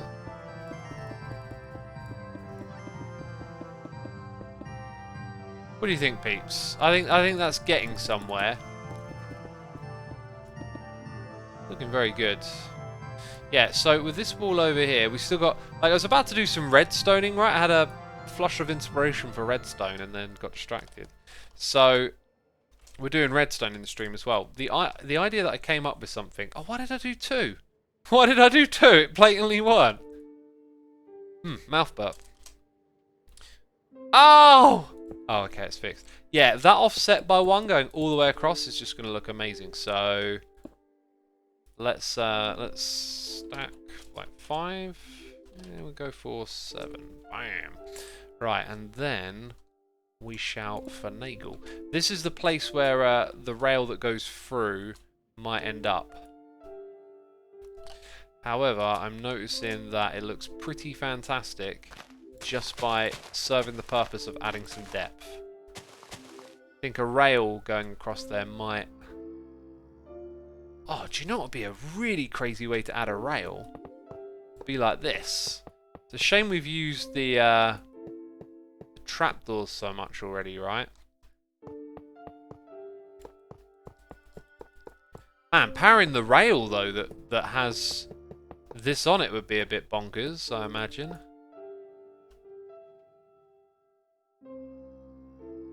Powered rail. So I could power this block here with a lever, right? And I'd hide that lever somewhere else, but you shall see. That is on display. Almost, yeah, we can make that work. We can totally make that work. It's kind of right in the middle. Might literally need to power the next one, like, on the outside, I think, is the... Oh, hello, we've got a visitor. Not ideal. That's the block we want to power. Yes, there we go. That's kind of cool. Now I'm thinking... chains. Oh, the ideas are flowing. Chains are fun, right? Now, our ceiling's kind of a bit fixed. Oh, that's surprisingly good! I did not expect that to really go anywhere. That's going to look glorious, I think. Might look better closer to the wall, funny enough, as well. Yeah, I reckon that'll look better when it's closer to the wall. Dang, this song's good. Was this a good idea to listen to these old school Orang records today or what?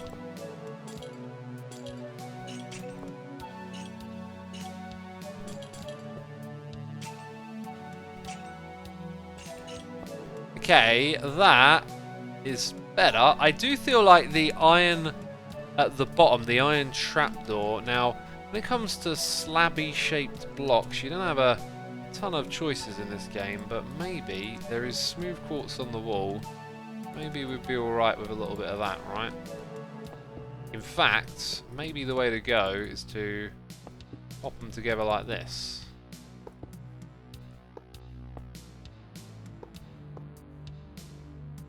That looks kind of great. We're hitting all the things. All the things are getting hit today.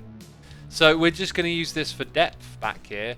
And I like the idea of maybe putting like containers, things that hold stuff, and then putting objects in them.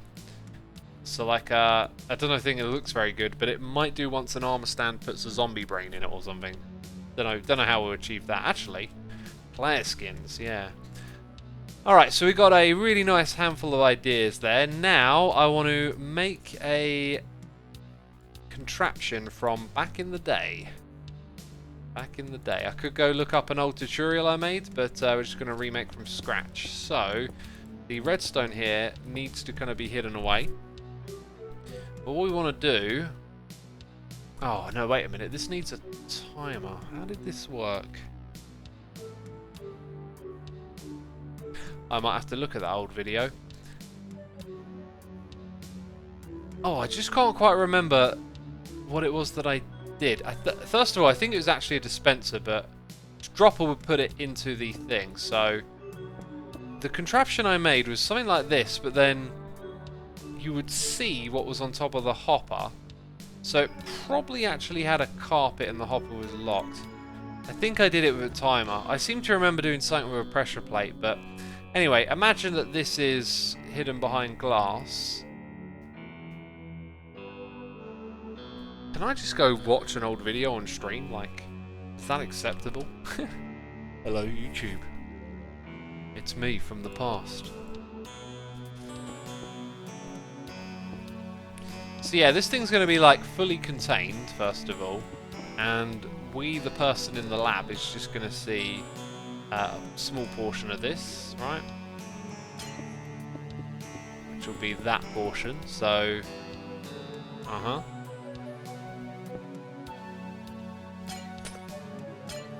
these blocks actually might be necessary. So we'll leave them... Probably not at that level.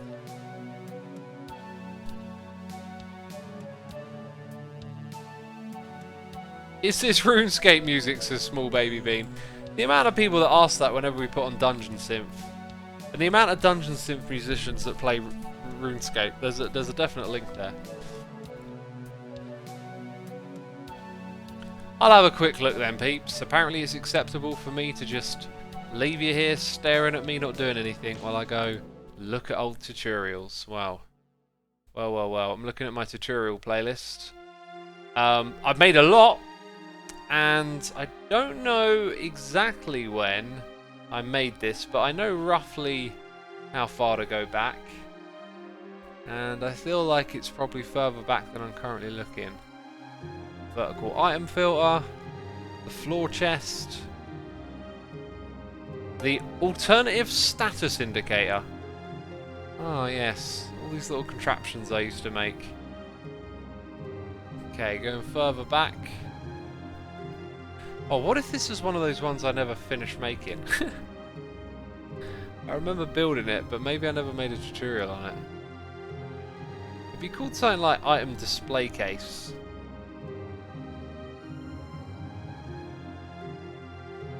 Oh man, just going back over these videos, it's like memories, just seeing these old thumbnails. Different times. Jeez, so many. Just keeps going on and on.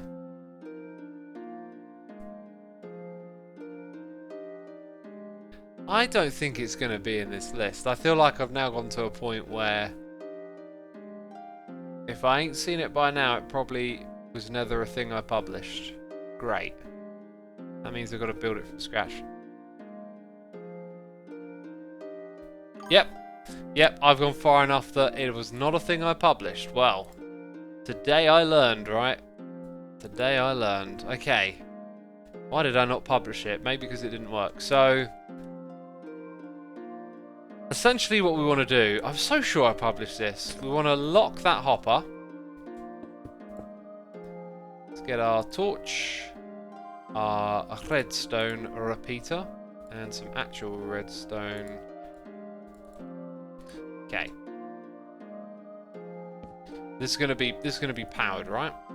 It's not gonna pick up any item that's up there. So, if we have an item to be dispensed, it rests up the top there. Beautiful. So really, all we need is a 5-minute timer that turns this off and then powers that as it comes back on. So the powered signal here kind of needs to also point into that. And I'm kind of looking for an elegant way to do that. I think you might get away with doing it like this. Let's find out. Oh, you do.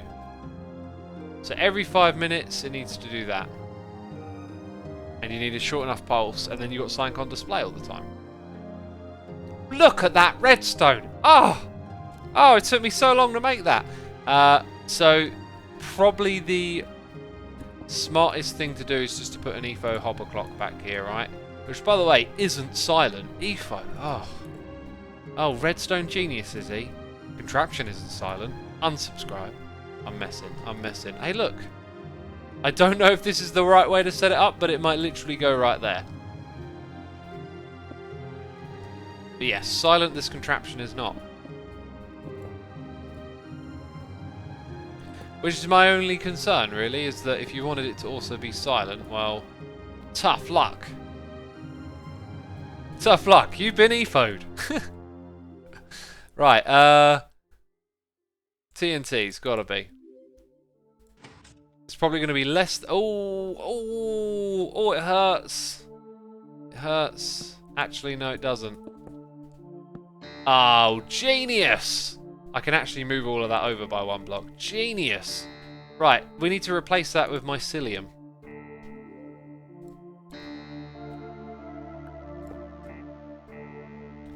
Cool. Right, can we speed this up? Oh, did it up? Oh, missed it. Yeah, the pulse length might be a problem.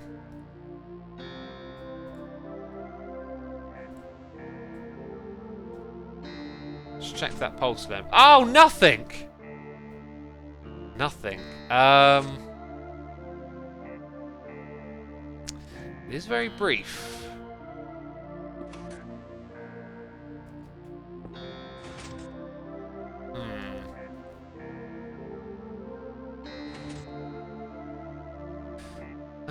What about...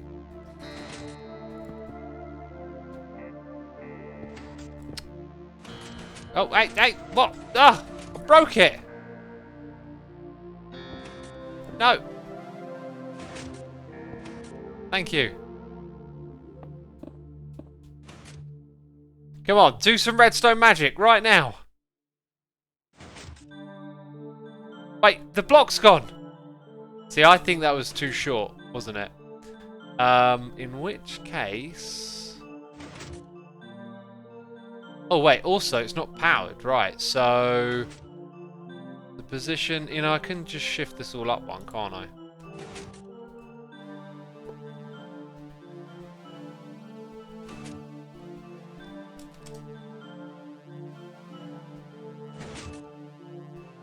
Now, hey! Hey! It's a letter in the alphabet! Yeah, I'm not surprised by that. So, it needs more of a delay to power this at the bottom. And you always want your redstone to be super compact and elegant and make people go, wow, it's so beautiful and easy. But it doesn't always work out that way, peeps. Don't always work out that way. Okay, Okay, so now we've got 2 repeaters, which again, might not be enough. That looked promising. A's in the chat. Thanks for the A's in the chat.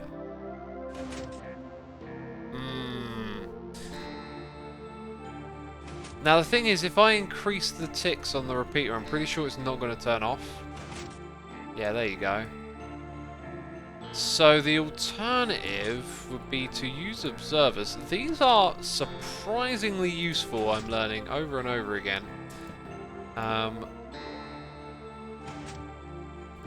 Really, I think we're already in the most optimal place, because all we want to do is sort of create a chain that comes around to here, right? And it just needs to be a pulse as opposed to locking. That doesn't make any sense. That should be a proper chain of... Yeah, there you go. Right, so where are we at? You're there. Is it bub powered? How most unfortunate would it be if it's bub powered?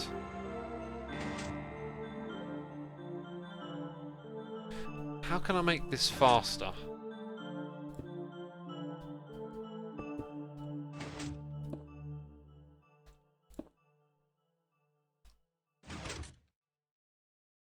We might be dealing with some very precise timing.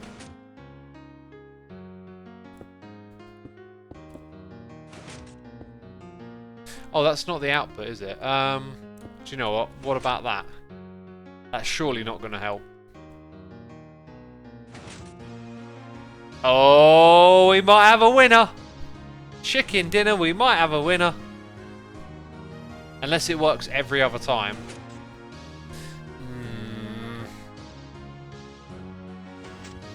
I think we had something that worked, but now we're hung up on this. We gotta do this bit different. This is where we need the observer, right?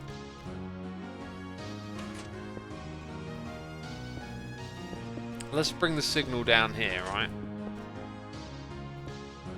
That can actually go through itself, I believe. Although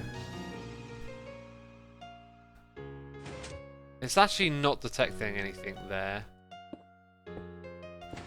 Right, we need to get the position of this different again.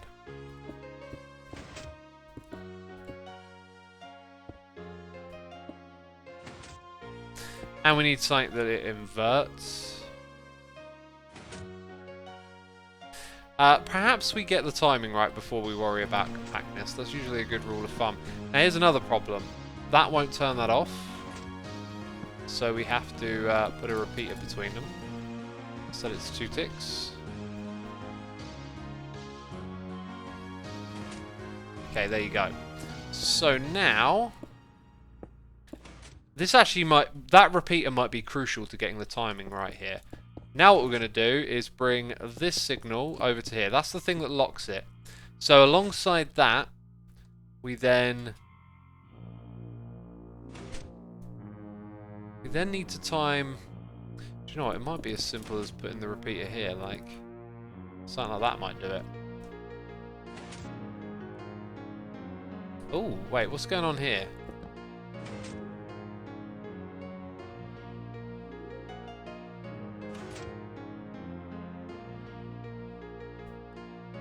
Oh, now that's not that, is it? So why didn't it... It should, in theory, work like that. Maybe that's then locking this. Oh, it's just awful, isn't it? So we can't power it directly?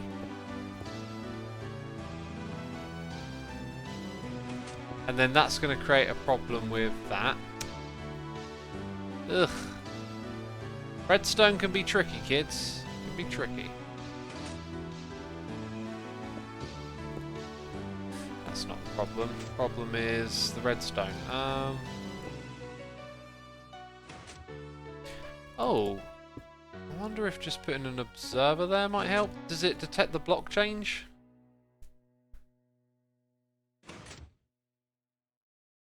I've got to update this thing to run faster, really. Yeah, now it's about the thing down below. Yeah, let's definitely update this. I'm not sure if that's actually... Let's grab a dispenser.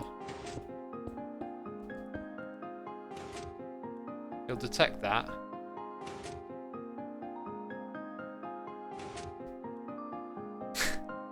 Oh, man. Like, what happened? We had this. We had this.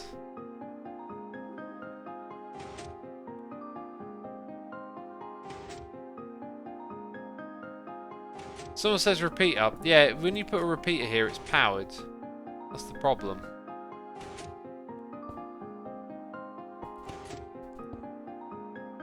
So I guess what I should be doing, actually, is just testing the theory... Oh! I think that's bud powering it, so you have to get it... Oh, a little bit late.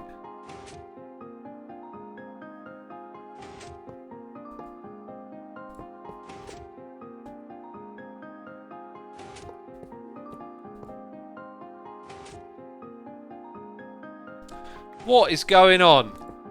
I don't know if we got something bugged out then.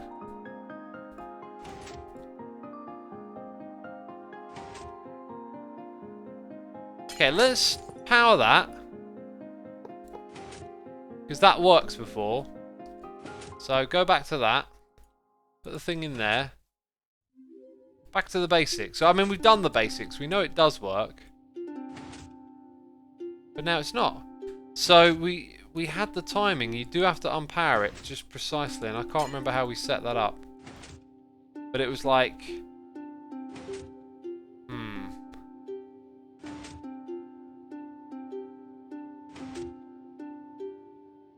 It's a dispenser. It's supposed to be a dispenser.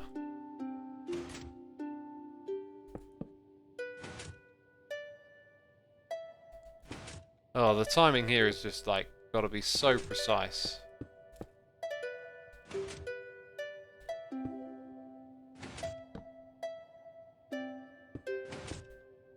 And also not like that, so maybe that'll do it. Oh, that's not good news.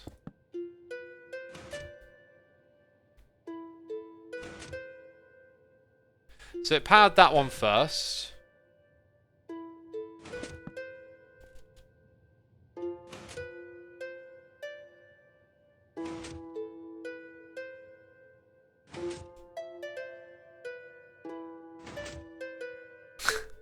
Let's try this with a bigger pulse, maybe. Oh, I don't even know now. What one fired first?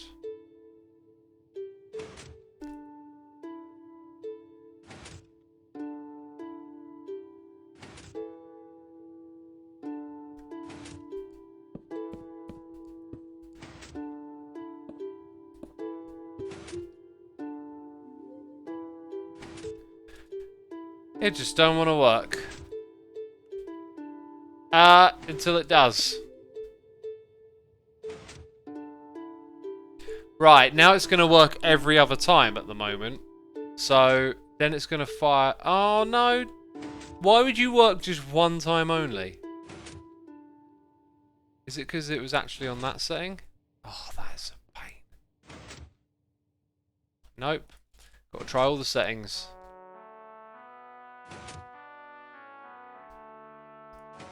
Maybe it was that one. If it doesn't work now, I have no idea why it worked one time at random. What are you talking about? Fresh Prince has put more mycelium in the dropper. There might actually be a bit of good logic to that, funny enough. You'd only have 2 pieces though. Actually, yeah, that... Because one of the problems is it have to make its way down. But that's only when it works. And it works every other time. Like it just did a second ago and then stopped again.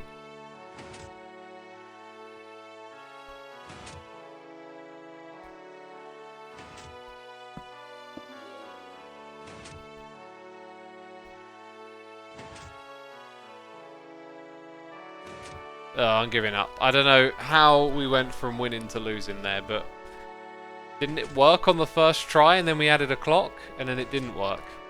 What did we do first of all? Like, what did we do? It was so simple in the beginning. We had, before we added the clock,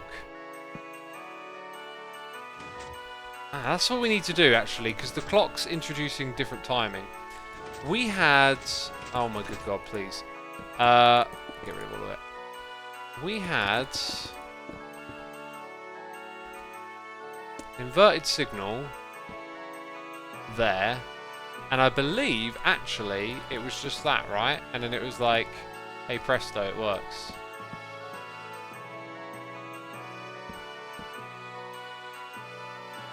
See, that's bonkers. It totally works. But the length of the output is the deal. Okay. The length of the output is the deal. So the problem we had with Etho's hopper clock is that this just like flickered, basically. It flickered. Now, whatever that happens to be, we can simulate that with a lever in an observer, because it will create the same output. Right? So what happens when we put a 4-tick repeater? We get that level of pulse. Now that needs to be inverted. Okay, so Etho hopper clock. Etho hopper clock. Yes! Finally, back to basics, we did it. Okay, I'm not going to build the hopper clock. You understand now, don't you? You understand how it works. Somehow, I just lost the plot along the way. Okay, so we can put that in the area. The old mycelium showcase. By the way, this has potentially got 2 in there. Yes, it does. Oh, that might be another reason it's working. So there we go. We now have that. That was one of my ideas. One of my redstone ideas. The other one was doors, okay? I haven't done this before. So, disclaimer alert.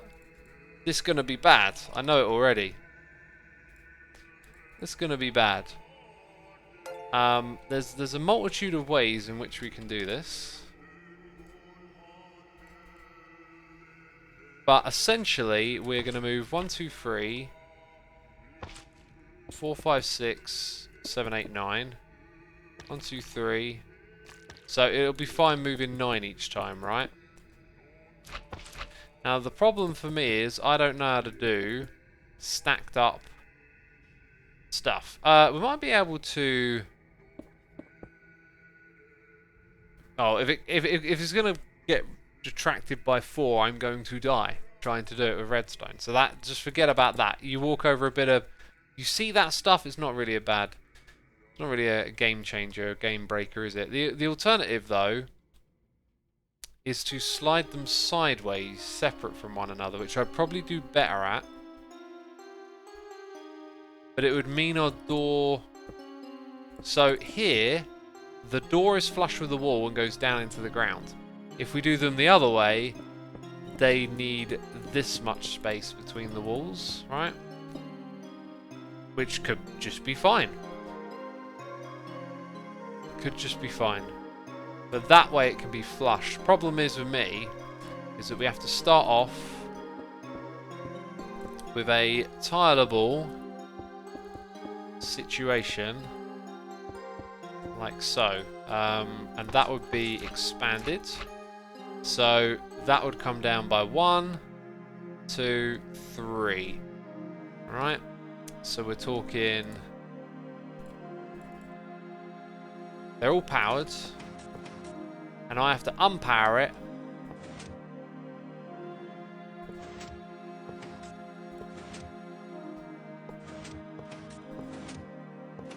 In that order. I don't know how Mumbo does this stuff. Good thing is actually that we can power... No, wait a minute. Hang on. We initially power at this level here. So let's put in the floor. Okay, that's like non-negotiable floor. However, we got that. And on both sides. Actually, is this possible? Like, I've kind of just like flown into this. Maybe not thinking it all through. Because you need access to this here. Not there, because there's 3 in a row. And then before long, it's going to pull things down with it. Oh, Jay's suggests doing a double piston extender at the top. So like one below, one above kind of thing, right?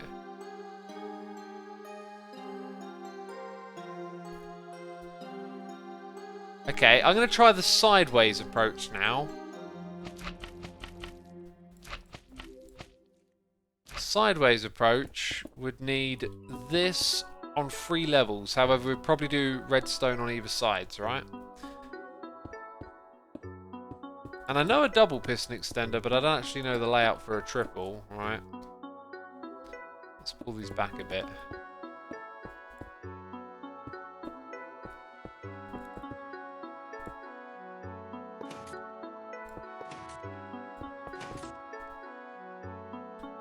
Again, it's going to be like a complex series of these, and we need to have it so it can be stacked on one side.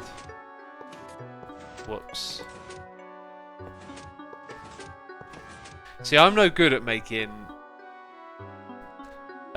these setups, right?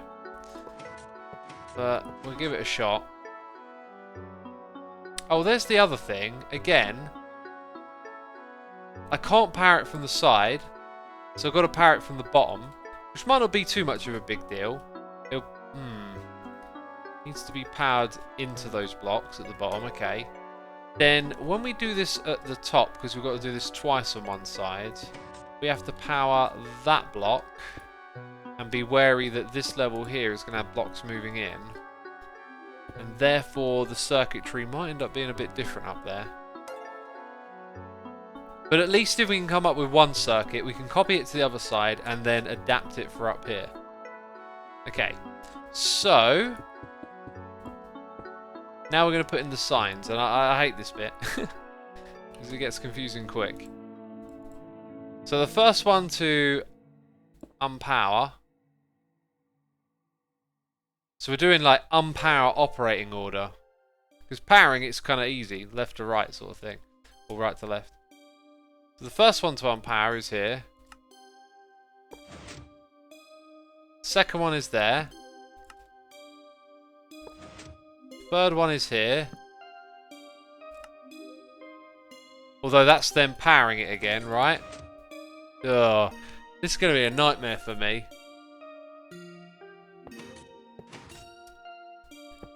Princess Wiggles says, I mean, you could buy a 3x3 door. Yeah, but what would be the fun in that? We wouldn't get to do any redstone engineering.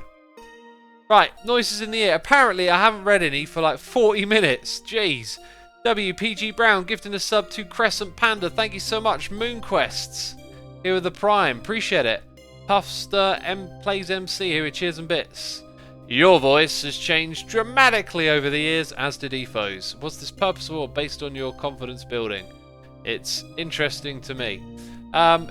It was both natural and purposeful, like a natural evolution and a thought about evolution. You just learn as you go to put more personality into voice. You do this over and over again, day after day, year after year. You just get better at it, right?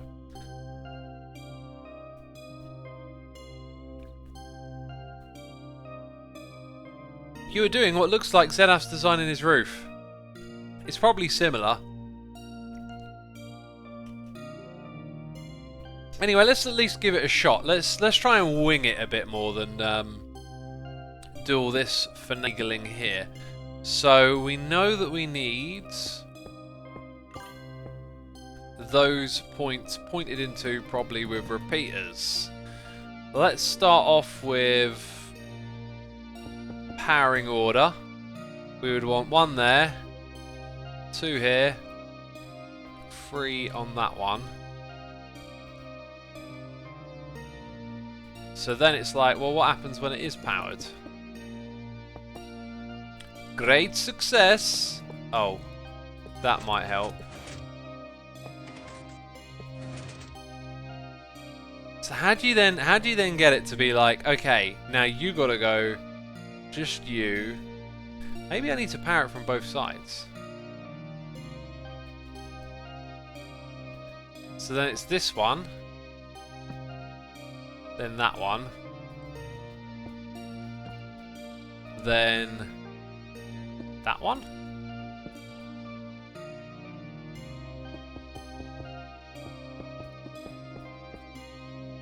Okay, yeah, I'm very aware that this is absolutely ugly to look at and your eyes are bleeding, but bear with me. Oh.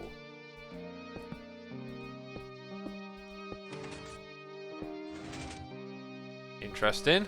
Did I miss a beat? Let's power it again. So when it unpowers, I mean, maybe it needs an extra one of those. All of those will unpower. These will stay powered.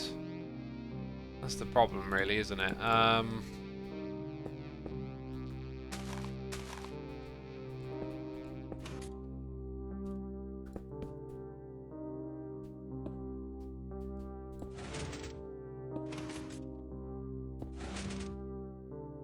No, this needs to be inverted now.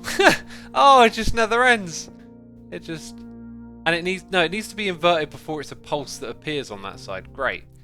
Great, more confusion.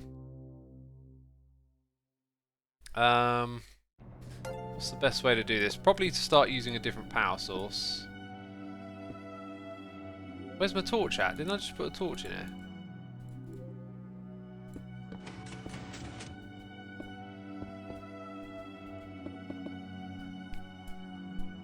Okay, what we need is like a lever or a button. Let's go with a button.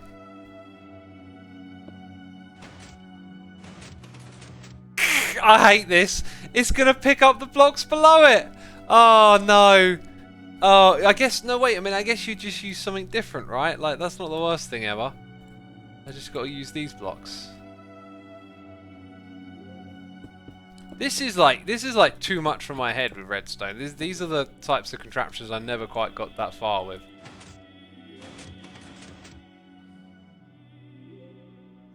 So like when I turn it on now, do you need to go first?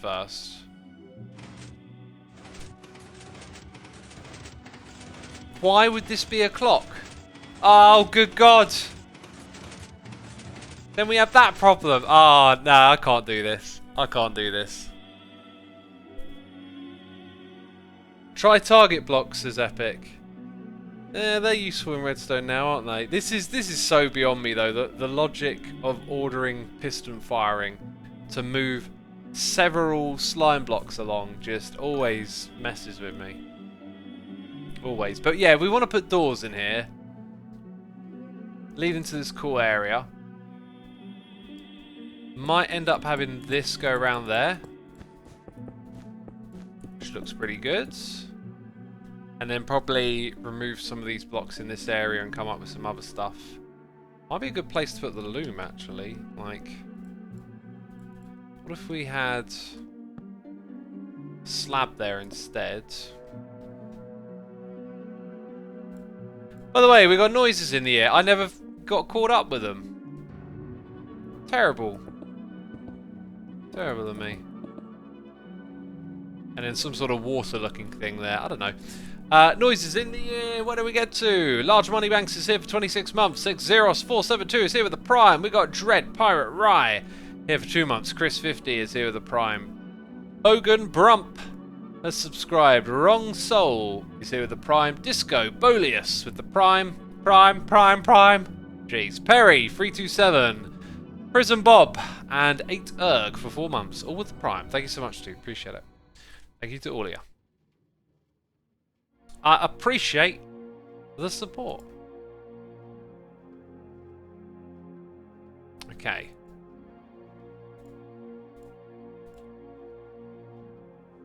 Make a flying machine door, says Jestys. Oh. Ooh. That's an idea. Hang on a minute. Flying machine. Let me think about this. Probably... Actually, for the shape of door, you have to use alternating colours. It's not gonna work. It's not gonna work.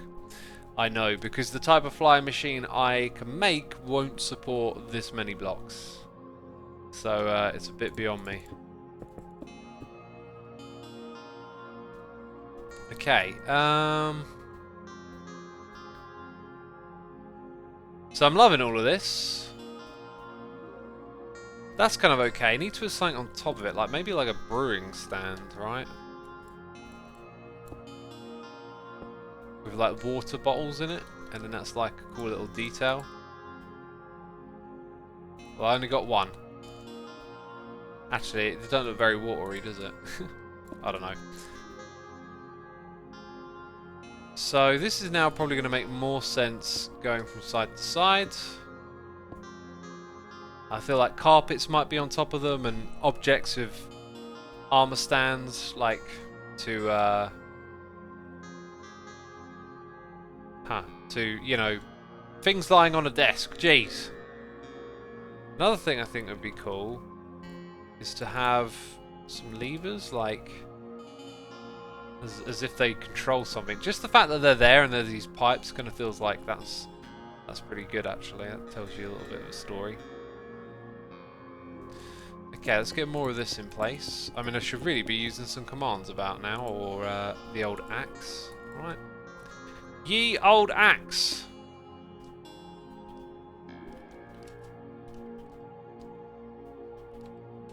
There we go.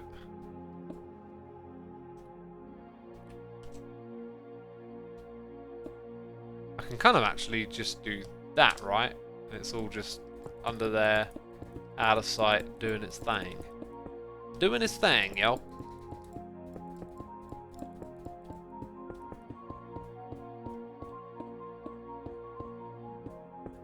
Christian Ank says, guys, stop with the oh dear spam. It's clear X wants to do this himself. But Kristen, what you don't understand is that not only do I want to do Redstone myself, I also want people to spam at me to get someone else to do it for me at the same time. It's really satisfying. Try it. Go onto a server, start building, and ask all the people online to crowd around you and start spamming. Get someone else to build it. You'll have such a great time. You know, you'll I think you get the point. You'll have such a wonderful time.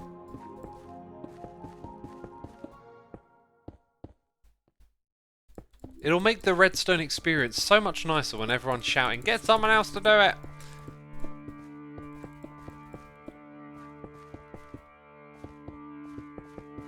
Perry says, get B-dubs to build it. Exactly!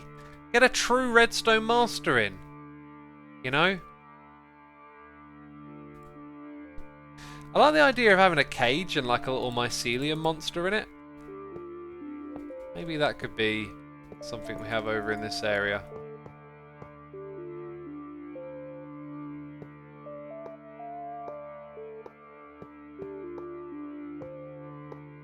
And look at me. Jeez, there we go. Placing all the blocks in the wrong spot. Apparently we've just been raided by the one, the only. The Hypnotoad. I mean hypnotized. Hypno, thank you so much for the raid, dude. Appreciate it. Appreciate it. Was Hypno on Hermitcraft? The me, says Hypno. The you. It's a little low down, that. I think I'm going to move it, like, up and back.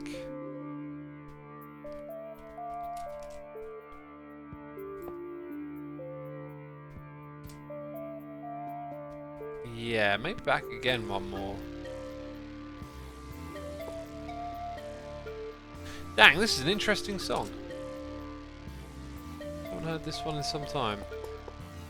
So yeah, we could put some sort of mycelium monster in there.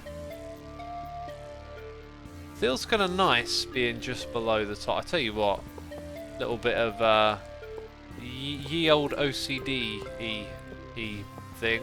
Jeez, words. Lines up with the ceiling real nice there. Ah, and this now kind of looks to me like it would be really cool if it filled in that space. That is kind of cool. We need more of this blue theming here and there. Just got to look for the gaps where they'll fit in and make sense. Like maybe somewhere across here. If I do that, what if we mess about with the... I kind of feel like you should be there. Mess about with the bricks a bit here.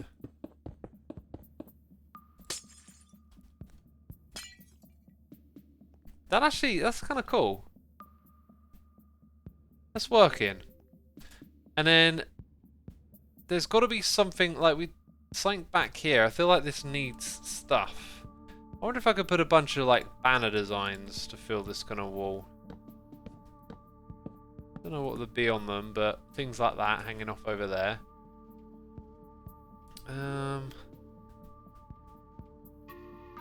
It's definitely got a ways to go.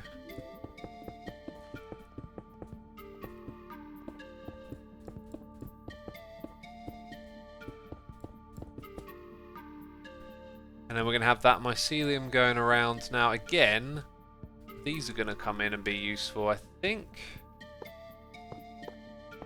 I'll have them at that sort of level there.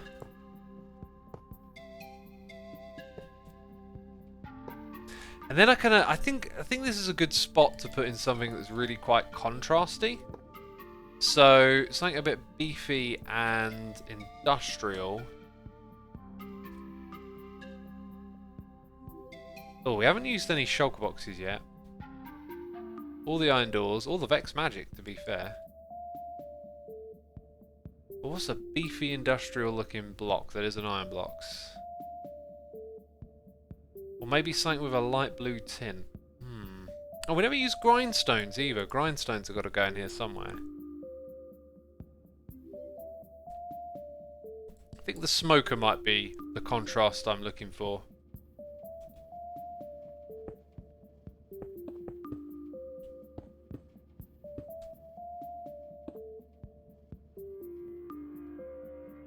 Maybe not contrasty enough. Maybe it needs more height.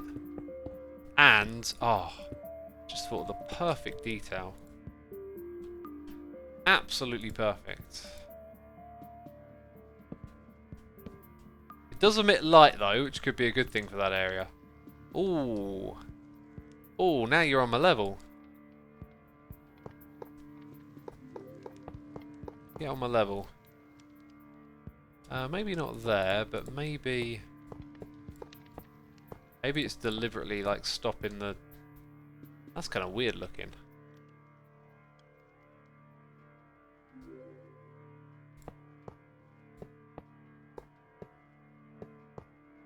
I have got a cool idea. We should have stuck with this instead of doing redstone. The redstone was not as successful as doing details. And to think, I used to spend all my time doing redstone. I kind of hoped it would have more of an absorbing look to it, but it's something.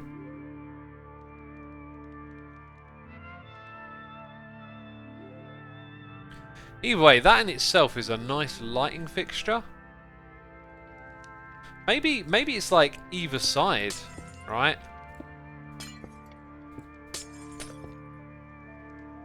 So lanterns will be in these spaces. Yeah, we'll go put you there. Ugh.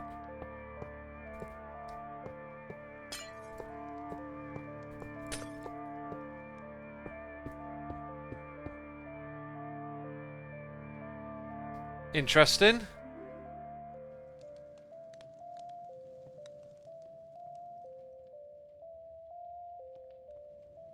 Now I'm thinking maybe it's not good to, you know, have those things swap over. This is a nice lighting fixture. Wherever we need light, we can try and add that.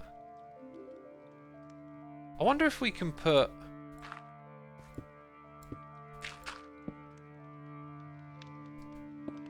Would that any of the smoke get through? I don't think it does. No, it doesn't get through there.